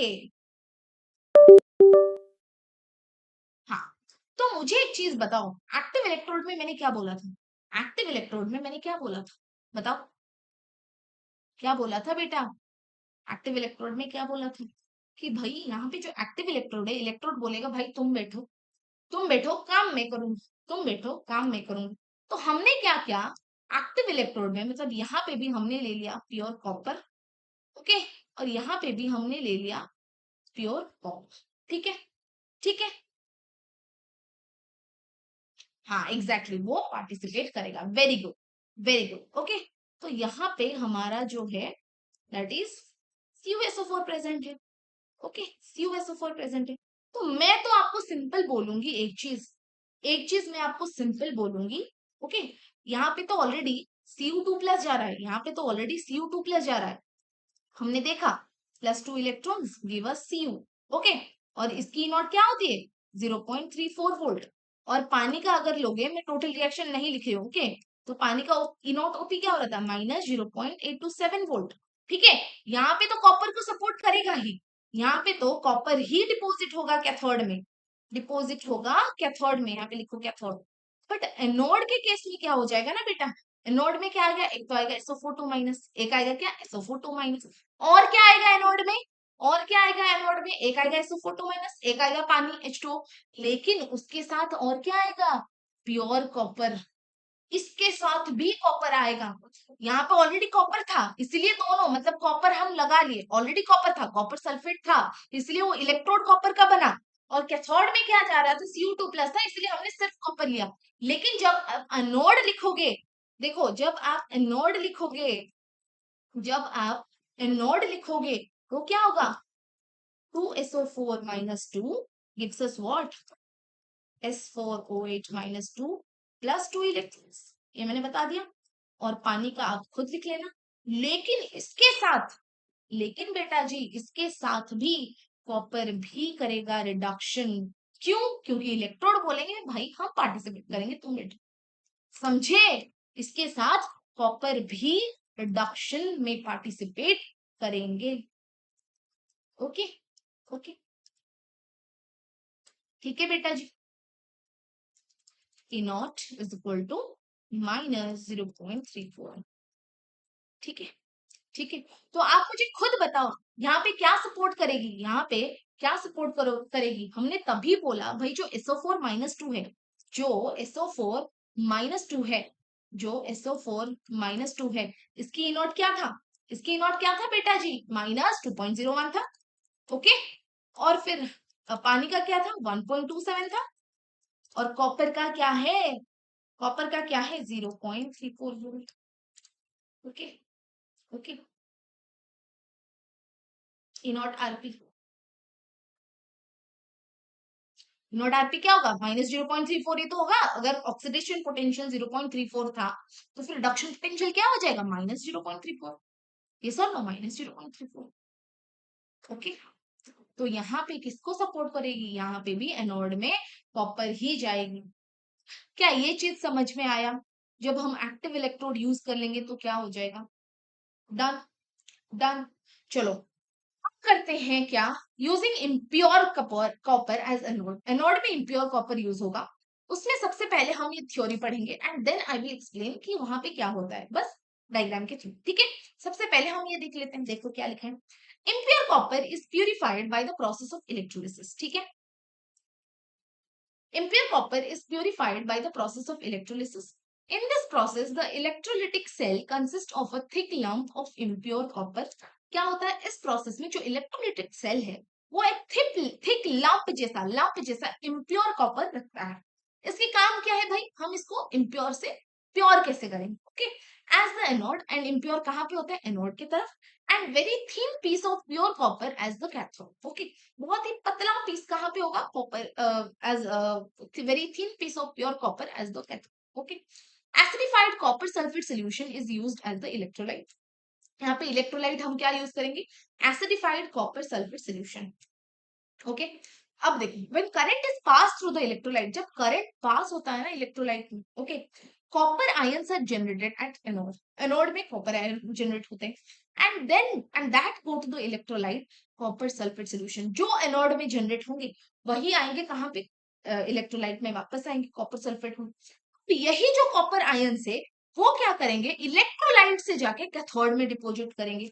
जो कॉपर आयंस वापस आए कॉपर सल्फेट सॉल्यूशन में वही क्या होंगे, then this copper ions generated from the electrolyte are deposited at cathode, okay, cathode में डिपॉजिट कर लेंगे।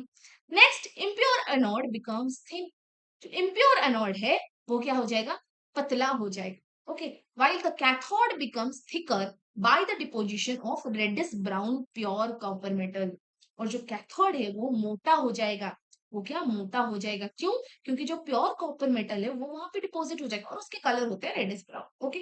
अब देखो जो कॉपर डिपॉजिट हुआ ना वही है 99% pure, the copper deposited would be 99% pure, okay. After electrolysis, these pure copper strips are separated and are then transformed into the required shapes. अब यही प्योर कॉपर ही जब बाद में काम में आते हैं तो क्या होता है, यही सेपरेट होते हैं एंड देन उसको शेप दिया जाता है। बट जब इलेक्ट्रोलिटिक रिफाइनिंग ऑफ कॉपर चलती है ना तो क्या होता है, कुछ इम्प्योरिटीज इलेक्ट्रोलाइट में ही डिसॉल्व हो जाते हैं, ओके, कुछ इलेक्ट्रोलाइट में ही डिसॉल्व हो जाते हैं, while metals like silver, gold, which are not soluble in acid, settle down under the anode and this is called anode mode. क्या आपको पूरी प्रोसेस समझ में आई कि कैसे भाई जो कैथोड की तरफ जो कॉपर डिपॉजिट हो जाती है वही होती है 99% प्योर, ओके, और यही कॉपर सेपरेट होते हैं एंड उसकी रिक्वायर्ड शेप्स में आ जाते हैं, यस और no. And in the electrolytic refining of copper क्या होता है, कुछ कुछ मेटल्स तो डिसॉल्व हो जाते हैं लेकिन जो जो एसिड में सोल्यूबल ही नहीं है वो नीचे जाके बैठ जाते हैं और उसको हम क्या बोलते हैं, anode mode, okay. And this anode mode is later recovered and the precious metals are separated, और जो मेटल्स है वो सेपरेट हो जाएंगे। तो देखो भाई प्रोसेस वही सेम है, ओके, प्रोसेस वही सेम है। ये अगर एनोड है, इस तरफ है एनोड, इस तरफ है कैथोड, ओके।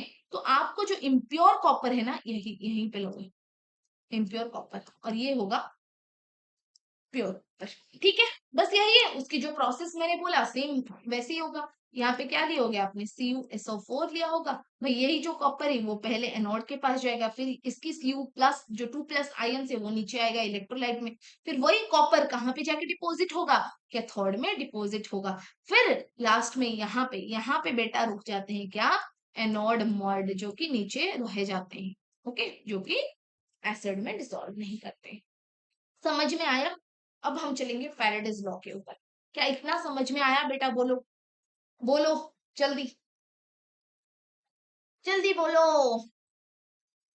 क्लियर,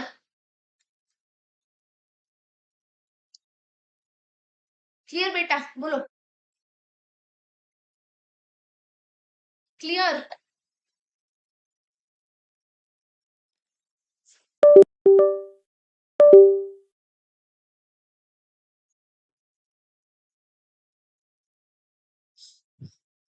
ठीक है। चलो तो अभी तक जितना था ना उसको हम बोलते थे क्वालिटेटिव एनालिसिस। क्या बोलते थे? क्वालिटेटिव। अभी आ जाता है क्वांटिटेटिव पार्ट, और क्वांटिटेटिव में ही आता है फैराडेज लॉ। सबसे पहले हम जान लेते हैं भाई, जो मैंने लास्ट क्लास में पढ़ाया था, क्या 1 mole electron is equal to Na electron, जिसकी क्या होता था 96500 coulomb, which is 1 faraday. Okay, 1 faraday. तो आप बोल सकते हो भाई, जब Na प्लस एक इलेक्ट्रॉन लेकर क्या बनाता है Na, इसके पास होता है 1 मोल। ओके, और आप इलेक्ट्रॉन्स के लिए मतलब इसको आप बोल सकते हो, क्या इसकी चार्ज है 96500 चार्ज कूलम, मतलब ये है 1 फैराडे, और ये बन रहा है 1 मोल। सिमिलरली फॉर एग्जांपल सपोज आप बोलोगे कि कॉपर ले जाओ plus 2 electrons gives us Cu। Okay, तो यहाँ पे कॉपर के लिए आप बोलोगे 1 मोल, बट 1 मोल के लिए यहाँ पे 2 इलेक्ट्रॉन से मतलब चार्ज कितना हो जाएगा 2 फैराडे, 2F। ओके, और बन कितना रहा है 1 मोल, 1 मोल बन रहा है। तो क्या मैं एक ओवरऑल इक्वेशन इसको ऐसे लिख पाऊं, मतलब ऐसे लिख सकूं कि भाई M plus N, okay, M plus N plus Ne electrons gives us M। क्या मैं ऐसे लिख सकती हूँ? और इसके लिए क्या होगा 1 मोल, और ये क्या हो जाएगा NF, मतलब N फैराडे, N इलेक्ट्रॉन्स है ना, तो ये हो जाएगा 1 मोल। क्या ये मैं लिख सकती हूँ? बोलो, क्या मैं ये लिख सकती हूँ? यस और नो? यस और नो बोलो, लिख सकती हूँ कि नहीं? लिख सकती हूँ कि नहीं? बोलो। तो क्या मैं यहाँ पे बोल सकती हूँ कि भाई जो NF मतलब N फैराडे चार्ज कितना डिस्चार्ज करता है? चार्ज डिस्चार्जेस, जो NF चार्ज है वो कितना डिस्चार्ज करता है? 1 mole of M plus ion. ये मैं बोल सकती हूँ कि नहीं? 1 मोल M प्लस आयन, आप खुद देखो, NF 1 mole of M plus ion discharge करता है, डिस्चार्ज करके क्या बनाता है? M बनाता है। यस और नो? यस और नो? मैं तब से पढ़ा रही हूँ डिस्चार्ज का मतलब क्या है, आप खुद देखो, NF चार्ज डिस्चार्ज करके हमें क्या बना रहा है? M बना रहा है। तो क्या मैं लिख सकती हूँ 1 फैराडे इज इक्वल टू, वो कितना करेगा 1/n mole of M plus N ion. Yes और yes or no? 1 Faraday is equal to 1/n mole of M plus N ion. हाँ कि ना? तो यहाँ पे अब हम ओवरऑल क्या लिख सकते हैं बेटा जी? क्या लिख सकते हैं? 1 by is equal to 1/n into n, जो कि टोटल के ऊपर कितना आ जाएगा? 1 gram equivalent of M plus ion. बस यही चीज आपको याद रखनी है, बस यही चीज आपको याद रखनी है, एंड इसकी कंक्लूजन भी आती है कि 1 mole electron is equal to 1 faraday which is 1 gram equivalent. Okay, ये याद रखो। ठीक है, ये बस जानकारी के लिए है। ओके, ये याद रखो, फिर इसके बाद फैराडे की 2 लॉ है वो पढ़ लेंगे, एंड देन फिर हम आगे चलेंगे। Okay okay. उफ, मुझे लगता है आज कंप्लीट नहीं होगा यार, कैसे इतना टाइम चला गया इसमें। चलो कोई ना, अगर नहीं हुआ तो कल सुबह क्लास रख लूंगी, बट आई विल ट्राई। 10 बज जाएंगे तो भी मैं पढ़ाती रहूंगी। ओके, आपको देना है साथ भाई, आज लास्ट क्लास है, थोड़ी ज्यादा पढ़ लेंगे, क्या है क्या हो जाएगा। Okay okay. तो हाँ, इलेक्ट्रोलिसिस के लिए कुछ कुछ इंपॉर्टेंट टर्म्स है, कुछ कुछ, अच्छा हाँ, अच्छा ये कुछ टर्म्स थे इलेक्ट्रोलिसिस के लिए जो कि मैं भूल गई थी, मतलब उसमें थे। 1 मिनट बेटा जी। हाँ, ओके। हाँ, ये कुछ कुछ टर्म्स है, मतलब ये कुछ कुछ पॉइंट्स है जो कि आपको याद रखना है। क्या है? Cations of metals of group 1 2 have less positive SRP. देखो, ग्रुप 1 और 2 के जो कैटायंस है उनके पास कम एसआरपी होती है then H2O। Okay, so they never get reduced before H2O and hence H2 will be obtained by reduction of H2O at cathode. Okay, ये समझ में आया भाई? कैथोड की तरफ ये जो कैटायंस ऑफ मेटल ग्रुप और 1 और 2 के अगर आपको दिखाई दे तो उनकी हमेशा लेस एसआरपी ही रहेगी पानी से। ओके, फिर D block metals have more positive SRP than H2 and they get deposited at cathode. अगर डी ब्लॉक मेटल्स आ रहे तो भाई वो ज्यादा रहेंगे पानी से उसकी एसआरपी, इसलिए वही कैथोड में डिपॉजिट होंगे, फिर पानी की कुछ काम नहीं है, मतलब O2 डिपॉजिट नहीं होगा। ओके, फिर एनायंस लाइक अच्छा ये माइनस है, F minus SO4 2 minus SO3 minus H2O3 minus NO3 minus have more negative SOP than H2O and they cannot get oxidized before H2O and O2 is liberated. Okay, इनकी ज्यादा negative SOP है H2O से and इसीलिए negative SOP है, इसीलिए वो oxidise नहीं हो सकते हैं बिफोर H2O एंड इसलिए क्या होता है O2 ही लिबरेट कर जाता है. Okay done. डन, ये बस कुछ पॉइंट्स थे आपको याद रखना है, ये हमने अभी पढ़ा. अभी फैराडेज लॉ पढ़ते हैं. ठीक है, फैराडेज लॉ पढ़ते हैं. तो फर्स्ट लॉ ऑफ इलेक्ट्रोलिसिस क्या कहता है? अमाउंट ऑफ सब्सटेंस डिपोजिटेड और लिबरेटेड एट एनी इलेक्ट्रोड. देखो अमाउंट ऑफ सब्सटेंस डिपोजिट हुआ या लिबरेट हुआ any electrode is directly proportional to amount of charge passed through the solution. क्या? amount of charge passed through the solution. ठीक है, first law of electrolysis में क्या हो रहा है? अमाउंट ऑफ सब्सटेंस जितना डिपॉजिट हुआ और लिबरेट हुआ at an electrode is directly proportional to amount of charge passed through the solution. अब देखो सिंपल लैंग्वेज में अगर बोलेंगे W is directly proportional to Q. अब आप बोलोगे कि W क्या है? भाई W क्या है? W है अमाउंट ऑफ सब्सटेंस डिपॉजिटेड और लिबरेटेड. ठीक है, W क्या है? Amount of substance liberated. वही तो हमें बोला है, वही तो हमें बोला है कि ये डायरेक्टली प्रोपोर्शनल किसके साथ है? Amount of charge pass through the क्या? सॉल्यूशन. अब भाई प्रोपोर्शनल हटाना है तो फिर हमें कांस्टेंट लगाना है. W is equal to Z. Okay, Z क्या होता है? जेड कांस्टेंट भी होता है और इसको हम इलेक्ट्रोकेमिकल इक्विवेलेंट भी बोलते हैं. जो जेड होता है ना, that is a constant and even we say it what? Electrochemical equivalent. लिखो इलेक्ट्रोकेमिकल इक्विवेलेंट. ठीक है, ठीक है बेटा, ठीक है. क्या इतना समझ में आया? क्या इतना समझ में आया? अब आप समझ लो, अब आप समझ लो कि भाई I ampere of current T seconds में पास हो रहे हैं. I ampere of current T seconds में पास हो रहे हैं. अब आप मुझे बताओ आई की फॉर्मूला क्या है? I is equal to charge upon time. हाँ की ना? तो यहां से क्यू कितना हो जाएगा? आई टी हो जाएगा कि नहीं? तो डब्ल्यू कितना हो जाएगा? W is equal to Z और क्यू के बदले में आई टी लगाओ. Okay, sorry I T, this is I T. ठीक है, ठीक है, डन, क्लियर, इतना क्लियर हुए? अब जो जेड की ना एक वैल्यू होती है, अगर जेड की वैल्यू कहीं पे आपको दिया है देन दैट इज फाइन. सुनो ये बात, अगर जेड की वैल्यू क्वेश्चन करते करते आपको दे दिया है देन दैट इज फाइन. लेकिन अगर जेड की वैल्यू नहीं दिया है, नहीं दिया है भाई, सॉरी जेड की वैल्यू बोल रहा हूँ, आई एम सॉरी, जेड की जो वैल्यू होती है दैट इज ई बाय 96500, मतलब 1 फैराडे. ओके, यही होता है जेड की वैल्यू. अब अगर फैराडे आपको नहीं दिया है कि वो 4 फैराडे है या फिर 0.4 फैराडे या फिर 0.3 फैराडे, अगर वो नहीं दिया है तो फिर आप सिंपली जेड में क्या यूज करोगे? 96500. ओके, क्योंकि जेड होता है ई बाय एफ. क्या होता है? ई बाय एफ. ओके, क्या होता है भाई जेड? E by F. यहाँ पे लिखो Z is equal to E by F. Done, done.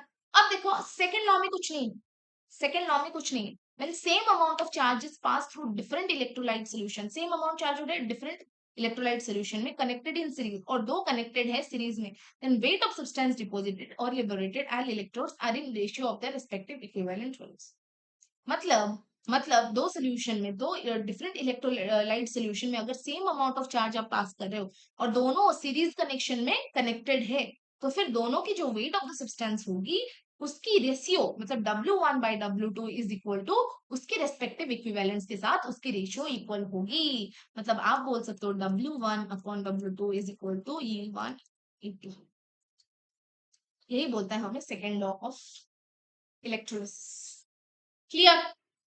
दोनों लॉ क्लियर हो गए, दोनों लॉ क्लियर. अभी इसके ऊपर एक क्वेश्चन कर लेते हैं, फिर कंडक्टेंस में जाएंगे. इसके ऊपर एक क्वेश्चन कर ले, क्वेश्चन कर ले बेटा जी. चलो भाई क्वेश्चन करते हैं. ओके, क्या लिखा है? An electric current of 100 ampere. देखो क्या दिया है भाई, एक इलेक्ट्रिक करंट है of 100 ampere is pass through a molten liquid of sodium chloride. Pass किसमें हो रहा है, एक molten liquid of sodium chloride से वो पास हो रहा है फॉर 5 आवर्स, ओके, 5 घंटे के लिए। Calculate the volume of chlorine gas liberated at the electrode at NTP. हमें बोला है भाई क्लोरीन गैस की जो वॉल्यूम है, कितने वॉल्यूम लिबरेट हुए एट इलेक्ट्रोड, वो भी किस केस में, एनटीपी केस में, ओके। ठीक है भाई, ठीक है भाई, कर लेते हैं। 2Cl minus gives us what, Cl2 plus 2 electrons, हाँ की ना। अब Cl2 इसकी मास कितनी है भाई, इसकी 35.5 इंटू 2 करोगे तो 71, ओके, ग्राम। और ये भी हो जाएगा 71 ग्राम, क्योंकि ये भी Cl2 है, ये सो नो। और ये कितना हो जाएगी, 2 इंटू 96500 कूलम, ये सो नो, ये सो नो। और हम टोटल को तो वही लेते हैं ना, और टोटल को तो हम वही लेते हैं, 1 मोल, हाँ की ना, हाँ की ना। ठीक है, ठीक है भाई, अभी हम टोटल को वही ले लिए।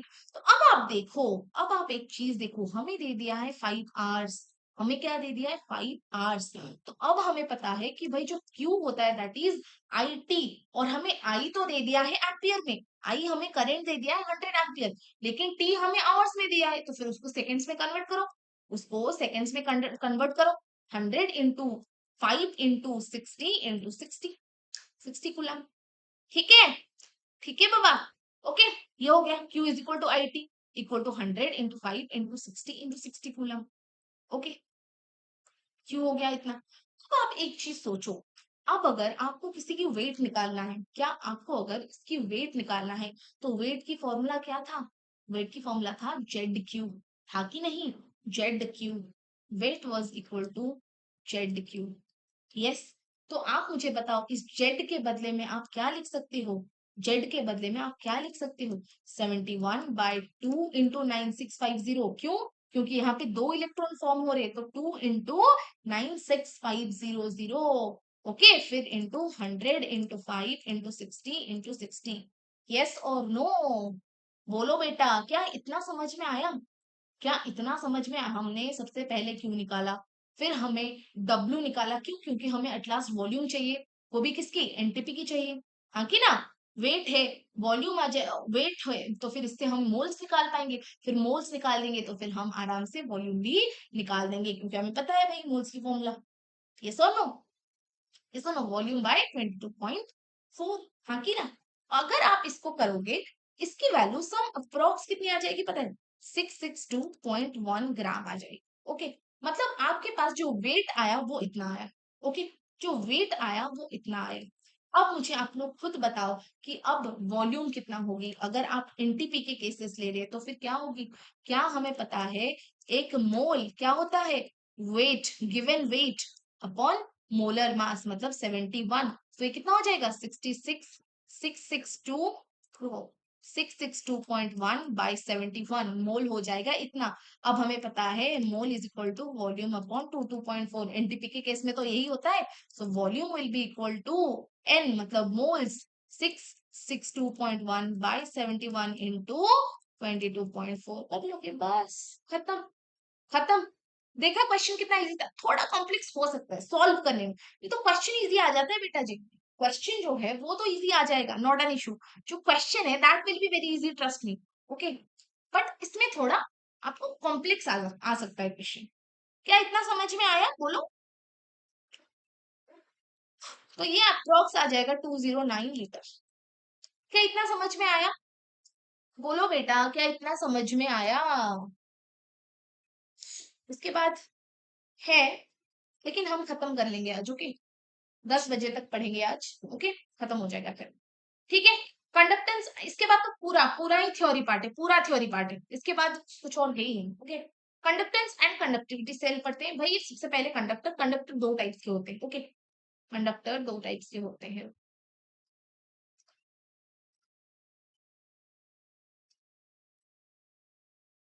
ठीक है। कंडक्टर 2 टाइप्स के होते हैं, एक होता है मेटेलिक और इलेक्ट्रॉनिक, इलेक्ट्रॉनिक, और एक होता है क्या, इलेक्ट्रोलिटिक, ओके। तो मेटेलिक केसेस में क्या होता है, कंडक्शन क्यों होता है, ड्यू टू फ्री इलेक्ट्रॉन्स, क्यों होता है बेटा, due to free electrons, okay. और यहाँ पे conduction is due to the movement of ions, यहाँ पे मेटेलिक और इलेक्ट्रॉनिक केस में क्या होता है, कंडक्शन क्यों होता है, ड्यू टू फ्री इलेक्ट्रॉन्स, और इलेक्ट्रोलिटिक के केस में क्यों होता है, क्या होता है बेटा? इलेक्ट्रोलिटिक केस में होता है conduction is due to the movement of ions. Okay, movement of ions. अब देखो मेटेलिक और इलेक्ट्रॉनिक केसेस में क्या होता है? No transfer of matter occurs, मतलब मैटर की ट्रांसफर है ही नहीं। ओके, लेकिन यहाँ पे ट्रांसफर ऑफ मैटर्स ऑकर्स। बस दोनों के डिफरेंस जानो, बस दोनों के डिफरेंस जानो। क्यों? क्योंकि हमने अभी अभी इलेक्ट्रोलिटिक सेल करके आए, तो अभी अभी इलेक्ट्रोलिटिक सेल करके आए, तो भाई इसके लिए जानो। ओके, ओके, तो यहाँ पे कुछ भी केमिकल चेंज नहीं होता है, चाहे मेटलिक और इलेक्ट्रॉनिक में कुछ भी केमिकल चेंज नहीं होता है। एंड यहाँ पे केमिकल चेंज होता है, केमिकल चेंज ऑकर्स। ओके, और अभी क्या है? On increase in temperature conductivity decreases. यहाँ पे क्या होता है भाई? कंडक्टिविटी डिक्रीज होता है due to increase resistance metallic case में। लेकिन इलेक्ट्रोलिटिक में क्या होगा? Conductivity increases. On increase in temperature conductivity increases. समझिए, बस यही डिफरेंस है, और कुछ नहीं, और कुछ नहीं। एक में केमिकल चेंज होता है, एक में नहीं होता है। एक में ट्रांसफर ऑफ मैटर्स होता है, नहीं होता है। एक में कंडक्शन क्यों होता है? फ्री इलेक्ट्रॉन्स के लिए। एक में क्यों होता है? आयंस के लिए। ओके, एक में क्या होता है? टेम्परेचर इंक्रीज होने से उसकी कंडक्टिविटी डिक्रीज हो जाती है। एक में टेम्परेचर इंक्रीज होने से उसकी कंडक्टिविटी भी इंक्रीज हो जाती है। ओके, अब क्या बोला है? As an electrolytic conduction. अब देखो ये जो इलेक्ट्रोलिटिक कंडक्टर होते हैं ना, उसमें 3 टाइप ऑफ इंटरेक्शन होते हैं। उसमें क्या? 3 टाइप ऑफ इंटरेक्शन होते हैं। एक है सॉल्यूट सॉल्यूट इंटरेक्शन, एक है क्या? सॉल्यूट सॉल्वेंट इंटरेक्शन, एक क्या है? Solvent solvent interaction. ओके, अब ये जो सॉल्यूट सॉल्यूट इंटरेक्शन है, it represent attraction between ions of an electrolyte. मतलब इलेक्ट्रोलाइट के जो जो आयंस होते हैं, फॉर एग्जांपल NaCl, तो उनके बीच के अट्रैक्शन के बारे में बताता है। इसमें कुछ भी ज्यादा क्वेश्चंस नहीं आते बेटा, बस आप इतना जानो कि भाई जो इलेक्ट्रोलिटिक कंडक्टर्स होते हैं, उन्हीं के बेसिस में या फिर उनमें क्या होते हैं? 3 टाइप्स ऑफ इंटरेक्शंस रहते हैं। क्या? 3 टाइप्स ऑफ इंटरेक्शंस रहते हैं। एक होता है सबसे पहले क्या? Solute solute interaction. ओके, सो ये क्या होता है? Represents attraction between ions of an electrolyte. Okay, ये किसके बीच में अट्रैक्शन बताएंगे? उनके आयंस के बारे में, आयंस के बीच में। फिर क्या आता है? Solute solvent interaction. Solute solvent interaction क्या है भाई? ये सॉल्वेशन या हाइड्रेशन के रिलेटेड है। देखो केमिस्ट्री में हाइड्रेशन का मतलब क्या होता है? आप बोल सकते हो कि interaction of a substance with पानी, विथ वाटर। ओके, हाइड्रेशन वही होता है। क्या? Interaction of a substance with hydration. तो ये जो सॉल्यूट सॉल्वेंट होता है, सॉल्यूट सॉल्वेंट तो वही होता है, इंटरेक्शन ऑफ सॉल्यूट विथ पानी आप बोल सकते हो। तो ये उन दोनों की इंटरेक्शन के बारे में है। ओके, यहाँ पे लिख लो, यहाँ पे लिख लो आप interaction of substance with water. Okay, okay, यही होता है हाइड्रेशन। फिर आ गया क्या? Solvent solvent interaction. इसमें क्या आ जाता है? Viscosity, related to viscosity of solvent. और विस्कोसिटी क्या होता है ना बेटा? इट इज अ मेजर जिसमें कि मतलब आपको पता चलेगा कि फ्लूइड की कितनी रेजिस्टेंस है flow, fluids resistance to flow. Okay, वो कैसे फ्लो करेगा, उसकी रेजिस्टेंट मतलब वो कितनी होगी, बस वही बताता है solvent solvent interaction. That's it, that's it, that's it. आप लिख सकते हो viscosity is what? Viscosity is a measure of a fluid's resistance to flow। ठीक है, ठीक है, बस यही है, और कुछ नहीं। थ्योरी पार्टी है बेटा, इसमें बस आपको जानना है, और कुछ नहीं है इसमें। इसमें और कुछ नहीं है। आज जब क्वेश्चन होंगे ना, फिर समझ में आएगा कि क्या क्या कैसे कैसे क्वेश्चन आते हैं। आप खुद कर पाओगे आराम से, आप ये आराम से खुद खुद कर पाओगे।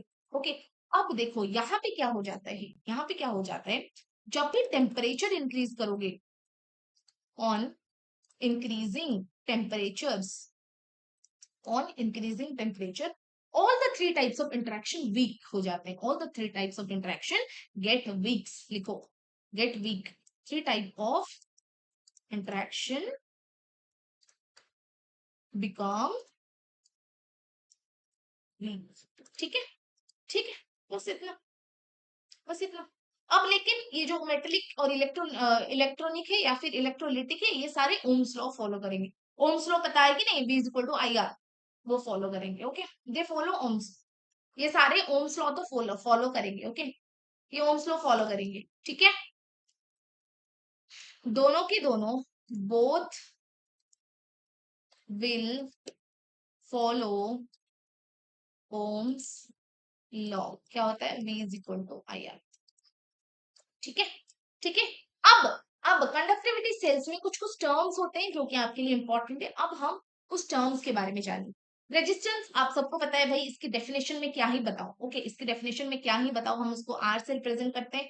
अगर आपको पता होगा V is equal to I R, तो डेफिनेटली आर क्या हो जाएगा, V ऑन आई।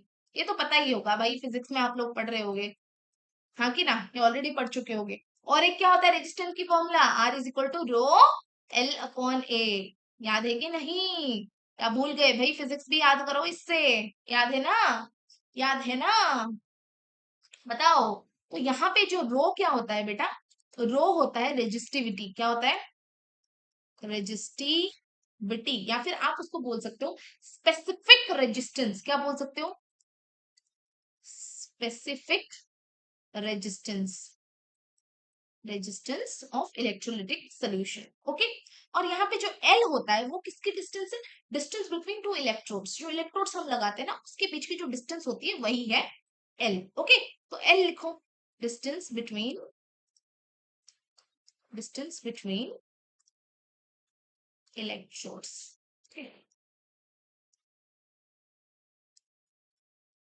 ठीक है, और अब क्या है ए, ए तो आपको पता है भाई, cross sectional area of electrode, सब इलेक्ट्रोड्स की पार्ट है। ओके, ए क्या होगा, एरिया, अच्छा क्रॉस सेक्शनल लिखो, वो लिखना जरूरी है, क्रॉस,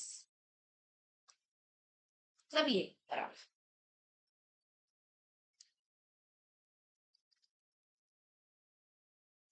ठीक है, रेजिस्टेंस पता चल गया, रेजिस्टिविटी भी पता चल गया, रेजिस्टिविटी को हम रो बोलते हैं, हाँ कि ना, रो बोलते हैं। तो आप मुझे बताओ कि यूनिट इसकी क्या होता है, यूनिट क्या होता है, ओम होता है, हाँ कि ना, यूनिट इज ओम। ओके, ठीक है। अब क्या आ गया, कंडक्टेंस। कंडक्टेंस क्या है, it is the property, conductance को हम कैसे लिखते हैं, जी से। कैसे लिखते हैं भाई, जी, ऐसे जैसे रेजिस्टेंस को आर लिखते थे, कंडक्टेंस को जी लिखते हैं। ओके, तो अभी देखो कंडक्टेंस क्या होता है। हाँ देखो, कंडक्टेंस क्या होता है, conductance, conductance it is the property by virtue of which it favours the flow of current, current flow को फेवर करता है, and it is also the reciprocal of resistance, बस रेजिस्टेंस की उल्टा। मतलब आप बोल सकते हो सीधा 1/r, G is equal to 1/r। Okay, तो आप खुद बताओ, अगर ये उल्टा है तो फिर इसकी यूनिट क्या हो जाएगी, एक हो जाएगा ओम इनवर्स, हाँ की ना, एक हो जाएगा ओम इनवर्स, और यहाँ पे एक नया टर्म आ जाता है, दैट इज मो, या फिर कहीं कहीं पे बोलते हैं उसको एम हो, ऐसे बोल देते हैं, या फिर मो बोल देते हैं, या फिर एम एच ओ नॉर्मली बोलते हैं। ये बस ओम की उल्टा होता है, एम एच ओ, मो बोलते हैं, या फिर एम हो बोलते हैं, या फिर एम एच ओ बोल देते हैं। ओके, या फिर उसी M H O is equal to what, siemens. क्या होता है, साइमेंस, सीमेंस ऐसे भी बोलते हैं। ओके, मुझे पता है ये टर्म नया है, but ohm inverse is equal to 1 MHO is equal to siemens, same है। Okay, MHO is the just उल्टा ऑफ ओम, आप उसकी स्पेलिंग भी देख सकते हो, ये OHM है, वो MHO है। ओके, ओके, अब चलते हैं next term, that is specific conductance और कंडक्टिविटी। अब ये क्या होता है, देखो it is the reciprocal of specific resistance, या फिर स्पेसिफिक रेजिस्टेंस क्या था, रेजिस्टिविटी था, रो था, हाँ कि ना। और स्पेसिफिक कंडक्टेंस को हम ऐसे रिप्रेजेंट करते हैं, मैं तो ऐसे लिखती हूँ, मैं कैसे लिखती हूँ पता है, मैं क्या मतलब, बहुत सारे टीचर्स ऐसे ही लिखते हैं, मेरे टीचर भी ऐसे ही पढ़ाए थे, ऐसे। या फिर आप देखोगे बुक में उसे के की तरह ऐसे कुछ रिप्रेजेंट करता है, ऐसे, ऐसे कुछ रिप्रेजेंट करता है बुक में। ओके, ठीक है, हम इसको बोल सकते हैं क्या, reciprocal of specific resistance. Okay, तो इसका मतलब इसकी फॉर्मूला क्या हो जाएगा, मैं ऐसे लिख रही हूँ तो इसको स्पेसिफिक कंडक्टेंस ही रखना, या फिर कंडक्टिविटी ही रखना। ओके, चाहे बुक में अगर कल मैं क्वेश्चन दे रही हूँ उसमें अगर के लिख दिया, किसी कंफ्यूज मत होना कि दीदी ने कुछ अलग बताया था, यहाँ पे कुछ अलग आ गया। ठीक है, तो ये क्या आ जाएगा, 1/ρ इज दिया है भाई, रेसिप्रोकल ऑफ स्पेसिफिक रेजिस्टेंस। तो फिर क्या हो जाएगा, क्या हो जाएगा, क्या ये हो जाएगा 1/r इंटू L/A, हाँ कि ना, क्योंकि आर क्या था, आर क्या था, रो, रो लेंथ बाय एरिया था कि नहीं। अब अगर रो को आप नीचे लाओगे, क्रिस क्रॉस करोगे, आर को उधर लोगे, तो फिर ये क्या आ जाएगा, 1/r, एल अपॉन यही तो होगा, बस वही लिखे हैं हम, बस वही लिखे हैं, यस और नो, बस वही लिखे हैं। ठीक है, ठीक है, या फिर आप इसको क्या बोल सकते हो, क्या मैं 1/r को जी बोल सकती हूँ, क्या मैं 1/r को जी बोल सकती हूँ, इंटू L/, अब एक चीज याद रखो, ये जो L/A है, इसको हम टोटल सेल कांस्टेंट भी बोलते हैं, क्या बोलते हैं, सेल कांस्टेंट भी बोलते हैं, सेल कांस्टेंट भी बोलते हैं। तो आपको अगर कहीं कहीं पे ये भी पूछ सकता है कि स्पेसिफिक कंडक्टेंस क्या है, आप सीधा बोल सकते हो कंडक्टेंस। कंडक्टेंस हम जस्ट पढ़े अभी, कंडक्टेंस मतलब जी इंटू सेल कांस्टेंट। ठीक है, देखा कितने सारे फॉर्मूला आ गए, देखा। अरे बहुत इजी है, इसमें कुछ है ही नहीं, डायरेक्ट क्वेश्चन पूछते हैं इससे, डायरेक्ट क्वेश्चन पूछते हैं। देख लो, conductivity depends on number of ions in a given volume of solution. ये नंबर ऑफ आयंस के ऊपर डिपेंड करते हैं in a given volume of solution. अब देखो एक चीज मैं बता देती हूँ, जो जी मतलब conductance and specific conductance that is this, ये दोनों एडिटिव इन नेचर होते हैं। एडिटिव इन नेचर होते हैं मतलब दोनों की, अगर आपको पूछ लिया कि कंडक्टेंस ऑफ द सोल्यूशन आप तुम बताओ टोटल कितना है, तो आप सॉल्यूट और सॉल्वेंट की ऐड करके बता सकते हो। तो दोनों एडिटिव इन नेचर होते हैं। क्या होते हैं, दोनों एडिटिव इन नेचर होते हैं। अगर आपको ऐसे सोल्यूशन पूछे तो आप सिंपली ऐसे निकाल सकते हो। ठीक है, ठीक है। सॉल्वेंट, बस इतना ही है, इतना ही है स्पेसिफिक कंडक्टेंस, खत्म, खत्म। ओके, अब हम पढ़ते हैं क्या, मोलर कंडक्टिविटी। क्या मोलर कंडक्टिविटी, इसको हम ऐसे रिप्रेजेंट करते हैं, ऐसे कुछ लैम्डा की तरह और ऐसे। ओके, ऐसे रिप्रेजेंट करते हैं। ये क्या होता है, defined as the conductivity of a solution. लेकिन कंडक्टिविटी ऑफ द सोल्यूशन से डिफाइन करते हो, लेकिन क्या होता है, containing 1 mole of electrolyte in a given volume of solution. देखो ये जो मोलर कंडक्टिविटी और जो इक्विवेलेंट कंडक्टिविटी है ना, ये बहुत आसपास है। आप बस देखोगे दोनों में इतना सा फर्क है, यहाँ पे मोलर आ जाता है मतलब एम आ जाता है, यहाँ पे नॉर्मलिटी आ जाता है एन आ जाता है, बस उतना ही फर्क है।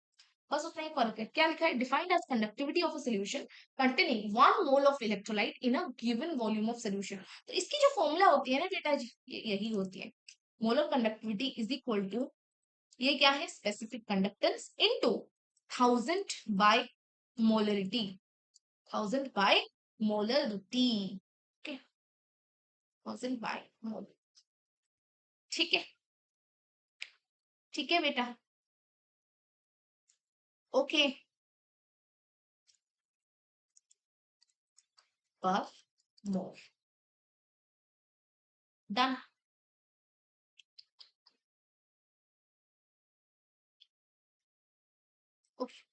चलो ठीक है, बहुत बढ़िया। सिमिलरली इक्विवेलेंट कंडक्टिविटी देखो, ये भी बहुत सिंपल चीज है।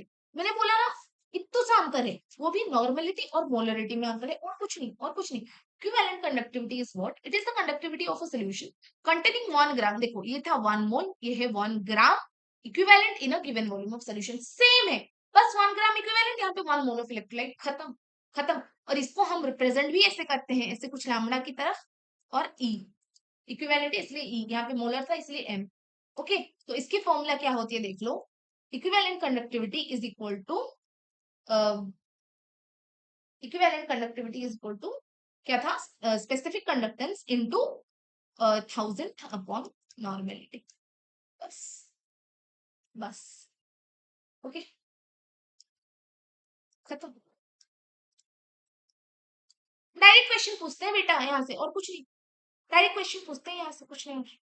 यहाँ पे एक रिलेशन आ जाएगा, क्या आपको याद है, मैंने आपको पढ़ाया था, नॉर्मेलिटी इज इक्वल टू, ये याद है कि नहीं, क्या था इन दोनों के बीच में रिलेशन, वैलेंसी फैक्टर, जिसको हम एक्स लिखते थे, वैलेंसी फैक्टर इनटू मोलरिटी। मतलब हमने पढ़ा था N/M is equal to x, याद है, याद है भाई, यही रिलेशन पढ़ा था। तो फिर अगर आप इन दोनों में रिलेशन निकालोगे तो क्या हो जाएगा भाई, आर आर कैंसिल हो जाएंगे, 1000 कैंसिल हो जाएंगे, तो ये भी बाद में वही आ जाएगा, M/N ही तो आ जाएगा, आएगा कि नहीं। तो आप इसकी एक रिलेशन निकाल सकते हो, that is what molar conductivity upon valency factor is equal to equivalent conductivity, यही होता है इसके रिलेशन। या फिर आप बोल सकते हो molar conductivity upon equivalent conductivity is equal to valency factor, क्योंकि हमने बस वहां पे क्या पढ़ा था, N/M is equal to valency factor, यहाँ पे आप बोल सकते हो क्या, M/N is equal to valency factor. उसी से ही तो आया है, जब ये दोनों आप डिवाइड करोगे, ये कैंसिल हो जाएगा, ये कैंसिल हो जाएगा, ये सब कैंसिल हो जाएगा, M/N ही तो बचेगा। ये सर नो, समझ में आया रिलेशन। ओके, वहां पे HCl था, कितना H+ जा रहा था, उसी अकॉर्डिंग हम वैलेंसी फैक्टर ले रहे थे। यहाँ पे आपको पता है कैसे पता चलेगा कितना चार्ज है, बस वही ले लेना। यहाँ पे कितना चार्ज है वही ले लेना। मैंने लास्ट टाइम भी पढ़ाया था, याद है कि नहीं? सपोज AlCl3 था, वहां पे 3+ था, तो उसकी एन फैक्टर क्या हो रहता है, फिर valency factor N factor same चीज होता है, तो उसकी एन फैक्टर क्या होता था, 3 हो जाता था। जितना उसकी चार्ज है उतना हो जाता था। तो बस यहीं पे वही है एन फैक्टर, या फिर आप इसको क्या लिख सकते हो, एन फैक्टर भी लिख सकते हैं। Okay, done, this part done. अभी बस कुछ ही बचे हैं, 1 से 2 स्लाइड बचे हैं, वो खत्म कर लेंगे। देख लो क्या लिखा है। क्या पढ़ेंगे अब, डाइल्यूशन के साथ कैसे वेरिएशन होता है। किसकी, एक तो है मोलर कंडक्टिविटी की, ओके, दूसरी किसकी है, स्पेसिफिक कंडक्टेंस की। ओके, ये है स्पेसिफिक कंडक्टेंस, ये है मोलर कंडक्टिविटी। हमने इसकी वैल्यू पढ़ लिया, मतलब देख लिया है, तो इसमें आपको कुछ भी कंफ्यूजन नहीं होना चाहिए। तो देखो क्या लिखा है, क्या लिखा है भाई, वेरिएशन ऑफ, सबसे पहले देखते हैं जब डाइल्यूशन होता है तो फिर स्पेसिफिक कंडक्टेंस में क्या चेंज आता है, क्या होता है। तो देखो ये ध्यान से सुनो, सब कुछ थ्योरी पार्ट है और कुछ नहीं। अब एक चीज याद रखो, कहीं पे भी अगर मैंने एरो ऐसे दिया है दैट मींस इंक्रीजिंग, और अगर ऐसे दिया है दैट मींस डिक्रीजिंग। अभी से यही याद रखना, ओके। ठीक है, देख लो। On dilution volume solution increases, ज्यादा पानी मिलाओगे तो वॉल्यूम इंक्रीज हो जाएगी, लेकिन जो कंसेंट्रेशन होगी वो क्या हो जाएगी, डिक्रीज हो जाएगी। ऑब्वियसली कंसेंट्रेशन जो होगी वो क्या हो जाएगी, डिक्रीज हो जाएगी। Okay, on dilution the conductivity of the solution decreases, solution के साथ जो कंडक्टिविटी ऑफ द सोल्यूशन है, जो स्पेसिफिक कंडक्टेंस है, मैंने बस उसको कंडक्टिविटी ऑफ द सोल्यूशन लिखा है, वो भी डिक्रीज कर जाती है। अब देखो कैसे और क्यों। सिंस ऑन डाइल्यूशन, क्योंकि डाइल्यूशन के साथ वॉल्यूम बढ़ जाता है, कंसंट्रेशन क्या होता है, डिक्रीज कर जाता है। इसीलिए जो number of ions per unit volume होते हैं ना, मतलब आप अगर एक NaCl ले रहे हो तो उसमें जो नंबर ऑफ आयंस प्रेजेंट होते हैं ना पर यूनिट वॉल्यूम, ओके, वो भी डिक्रीज कर जाते हैं। तो यहां से कंक्लूजन आप ड्रॉ कर सकते हो कि जब भी कंसंट्रेशन ऑफ इलेक्ट्रोलाइट कम होता है, देखो ऑन डिक्रीजिंग या फिर on decrease of concentration of electrolyte, ये जो कंडक्टिविटी है या फिर स्पेसिफिक कंडक्टेंस है, स्पेसिफिक कंडक्टेंस को हम कंडक्टिविटी भी बोलते थे, तो इसमें कंफ्यूज मत होना, conductivity is equal to specific conductance, मैंने यहाँ पे मेंशन किया होगा, आ गया, देखो, स्पेसिफिक कंडक्टेंस और कंडक्टिविटी ध्यान से देखो, ओके, तो कंफ्यूज मत होना। तो देखो क्या लिखा है, कंसंट्रेशन ऑफ इलेक्ट्रोलाइट जब कम होगा तब स्पेसिफिक कंडक्टेंस या फिर कंडक्टिविटी भी कम होगा, जब कंसंट्रेशन ऑफ इलेक्ट्रोलाइट बढ़ेगा स्पेसिफिक कंडक्टेंस भी बढ़ेगा। बस बस यही है, यही है। तो अब एक चीज याद रखो, यहाँ पे आ जाता है स्ट्रॉन्ग इलेक्ट्रोलाइट, वीक इलेक्ट्रोलाइट। मैंने ये स्ट्रॉन्ग इलेक्ट्रोलाइट क्या होता है, वीक इलेक्ट्रोलाइट क्या होता है, अच्छे तरीके से पढ़ा है। स्ट्रॉन्ग इलेक्ट्रोलाइट 100% डिसोशिएट कर जाता है, वीक इलेक्ट्रोलाइट पार्शियली डिसोशिएट करता है, फिर पार्शियली आयनाइज होता है, ये सब आपको मैंने बताया। तो फॉर स्ट्रॉन्ग इलेक्ट्रोलाइट क्या हो जाता है, सेम चीज होता है, अगर कंसेंट्रेशन डिक्रीज हुआ तो फिर स्पेसिफिक कंडक्टेंस और कंडक्टिविटी भी डिक्रीज होगी। लेकिन वीक इलेक्ट्रोलाइट में क्या होता है, लेकिन जो चेंज होता है ना दैट इज ग्रेजुअल, मतलब धीरे धीरे होता है। क्यों धीरे धीरे होता है, because it is partially ionised. हमें पता है भाई, वीक इलेक्ट्रोलाइट में वीक इलेक्ट्रोलाइट पार्शियली ही आयनाइज होती है, इसलिए उसकी चेंज धीरे धीरे आती है। क्या आपको अभी समझ आई, क्या आपको अभी समझ में आया, मतलब ओवरऑल आप बोल सकते हो कि भाई जब भी डाइल्यूशन होता है तब क्या होता है, कंसंट्रेशन कम होती है, और जब कंसंट्रेशन कम होगी तब हमारी कंडक्टिविटी भी कम होगी। यस और नो, यस और नो, डन डन। चलो अब देखते हैं molar conductivity. Okay, molar conductivity के साथ ये कैसे वेरी करेंगे। ठीक है, एक मिनट रुक जाओ। Variation of molar conductivity with dilution. ठीक है, ठीक है, और 10 मिनट में खत्म हो जाएगी क्लास, डोंट वरी। 10 मिनट या फिर 15 मिनट में खत्म हो जाए, 10 बजे हम खत्म करें। ठीक है, लास्ट क्लास से क्यों और एक दिन खींचे फिर। ठीक है, क्या लिखा है भाई, चाहे वो स्ट्रॉन्ग इलेक्ट्रोलाइट की केस हो या फिर वीक इलेक्ट्रोलाइट की केस हो, molar conductivity of a solution increases with increase in dilution for both strong electrolyte and weak electrolyte। तो ये बढ़ेगा, इसकी मोलर कंडक्टिविटी बढ़ेगा विथ इंक्रीज इन डाइल्यूशन, मतलब डाइल्यूशन होगा तो फिर उसकी मोलर कंडक्टिविटी बढ़ेगा।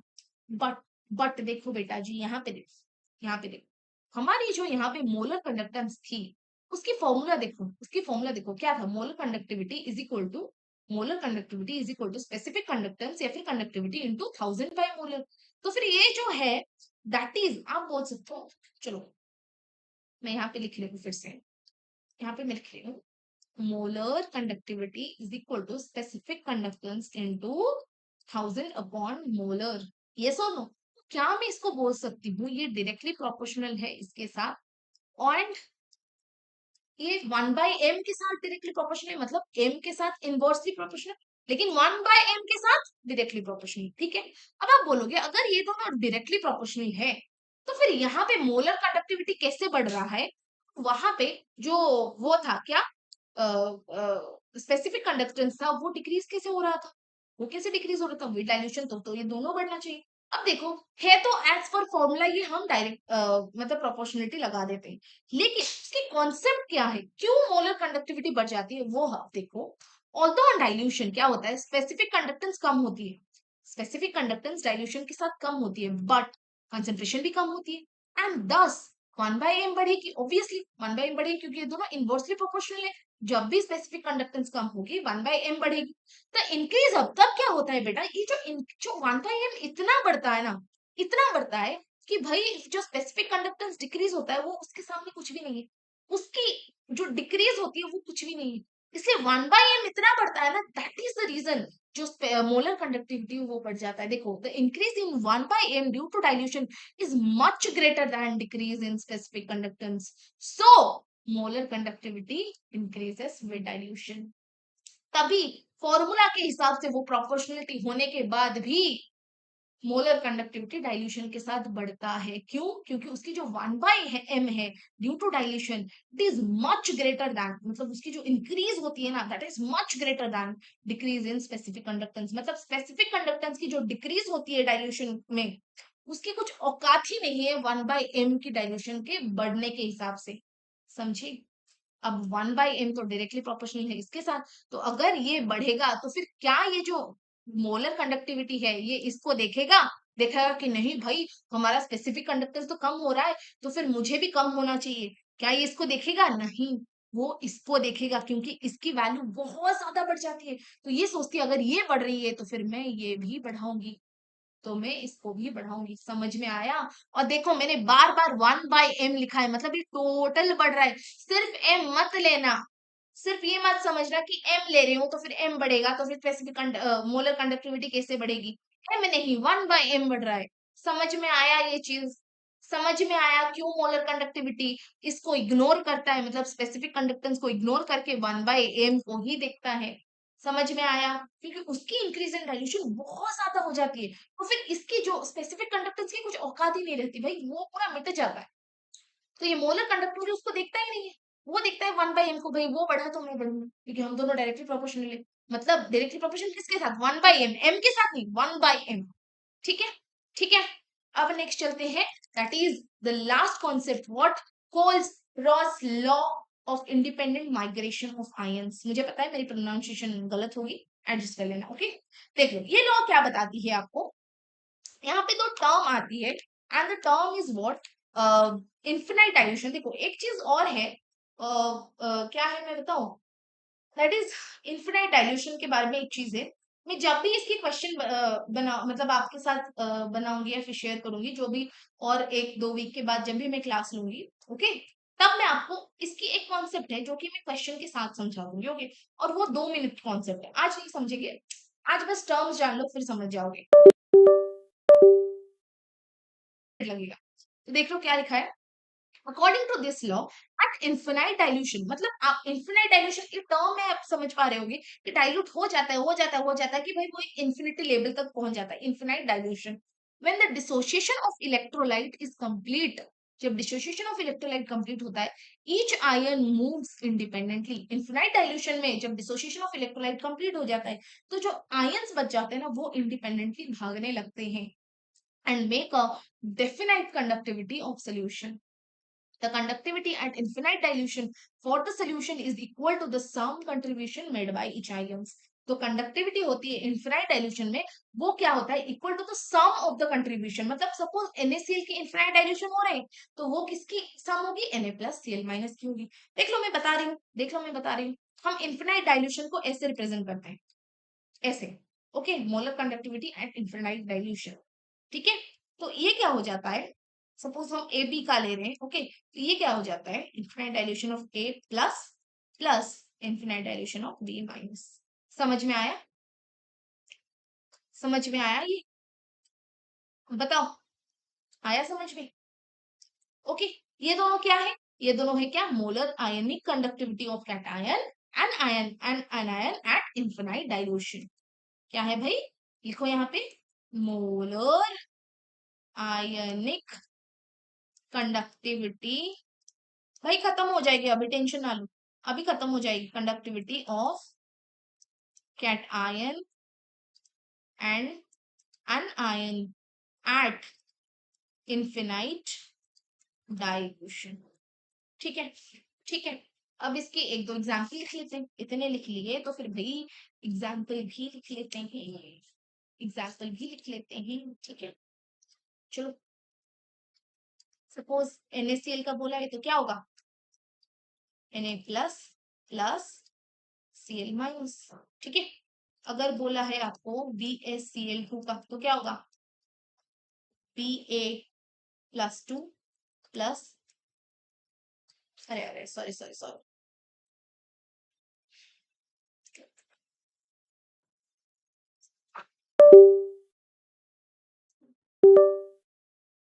तो बताओ, ये तो समझ में आ गया होगा।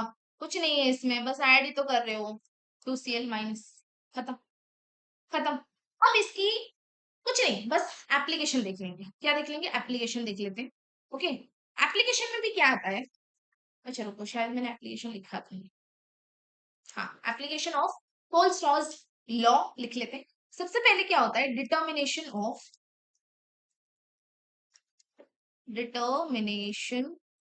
Of, okay, infinite molar conductivity of an infinite dilution for a weak electrolyte। दोनों weak electrolyte के लिए हम देखेंगे। कोई एग्जांपल देखो, आपको बोलेगा कि कैलकुलेट, रुको मैं देखती हूँ क्वेश्चन, क्वेश्चन से ही ये समझ में आ जाएगा, डोंट वरी। हाँ देखो, आपको पूछ रहा है कि कैलकुलेट, रुको, ठीक है, आपको बोल रहा है calculate infinite molar conductivity at infinite dilution, okay, of किसका, CH3COOH। ओके, इफ, देखो इफ क्या दिया है, if given condition are molar conductivity at infinite dilution of NaCl is what, 200, और देखो molar conductivity at infinite dilution of CH3COONA is equal to what, 150। Molar conductivity at infinite dilution of Cl minus is what, 300। ठीक है, अब आपको बोला है किसका, इसका निकालने के लिए। तो आप मुझे खुद बताओ आंसर, ओके, आप मुझे खुद बताओ CH3COH का क्या होगा अगर हम इसको तोड़ेंगे, अगर हम इसको तोड़ेंगे तो क्या होगा, हमें पता है भाई, हमारी लॉ ही बताती है कि भाई ये सम होती है। तो क्या हो जाएगा, क्या हो जाएगा बताओ, of CH3COO minus plus H plus. तो आप खुद देखो, यहाँ पे H प्लस कहाँ पे है, COOCH माइनस कहाँ पे है, क्या यहाँ से आप पा सकते हो CH3COOH, यस और नो, हाँ ना। अच्छा बेटा, ये है HCl, मैं वही सोच रहा हूँ H प्लस कहाँ से लाऊं, HCl। ओके, ओके, देख लो, यहाँ से आप ला सकते हो CH3COO माइनस, और यहाँ से आप ला सकते हो H प्लस। तो फिर आपको क्या क्या घटाना है, एक तो ये Na घटाना है और यहाँ से एक Cl घटाना है, फिर आपको आराम से मिल जाएगा। तो क्या आप कर सकते हो, इसको माइनस प्लस करोगे, Na को घटाओगे Cl को घटाओगे, मतलब NaCl घटाओगे तो 150 प्लस 300 माइनस 200 करोगे तो यही मिलेगा कि नहीं, बोलो। 150 प्लस 300 करोगे तो ये टोटल प्लस हो जाएगा, फिर माइनस, हमें H प्लस चाहिए और यही CH3COO ही तो चाहिए, और हमें Na और Cl हटाना है, और देखो NaCl की ऑलरेडी वैल्यू है, तो माइनस 200, तो कितनी आ जाएगी, 200। वेरी गुड, बस यही होती है इसकी एक एप्लीकेशन। और दूसरी लास्ट है, लास्ट एप्लीकेशन है, that is what, calculation of, खत्म हो जाएगी भाई, और 5 मिनट खत्म हो जाएगी। Okay, calculation of alpha, alpha याद है ना, अल्फा याद है या भूल गए, अल्फा क्या था, कौन बताएगा, अरे बताओ अल्फा क्या है या भूल गए उसको भी।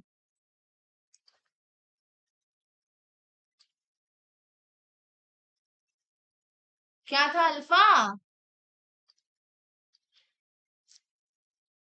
हम्म,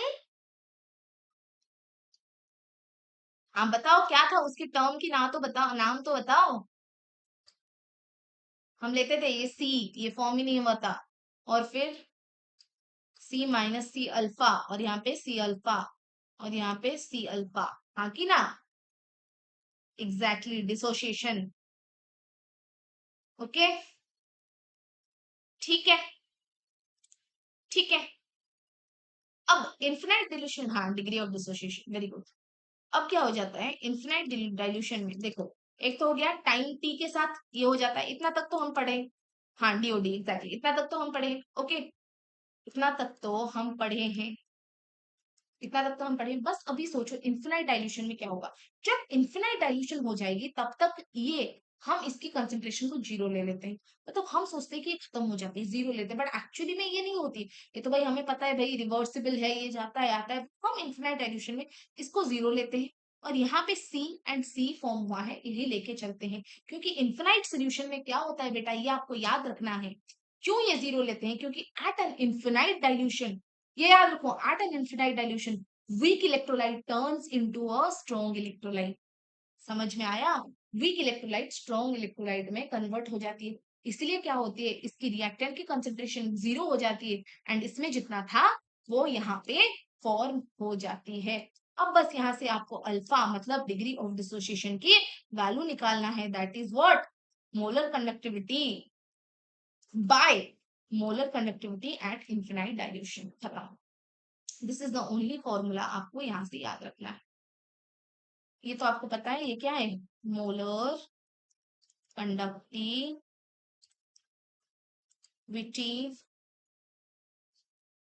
ओके। और ये क्या है, molar conductivity eight infinite dilution. ठीक है, बस इतना है, इलेक्ट्रोकेमिस्ट्री खत्म। अब आई थिंक इन्फिनाइट डाइल्यूशन आपने समझ लिया भाई, इन्फिनाइट डाइल्यूशन क्या है मैंने बता दिया।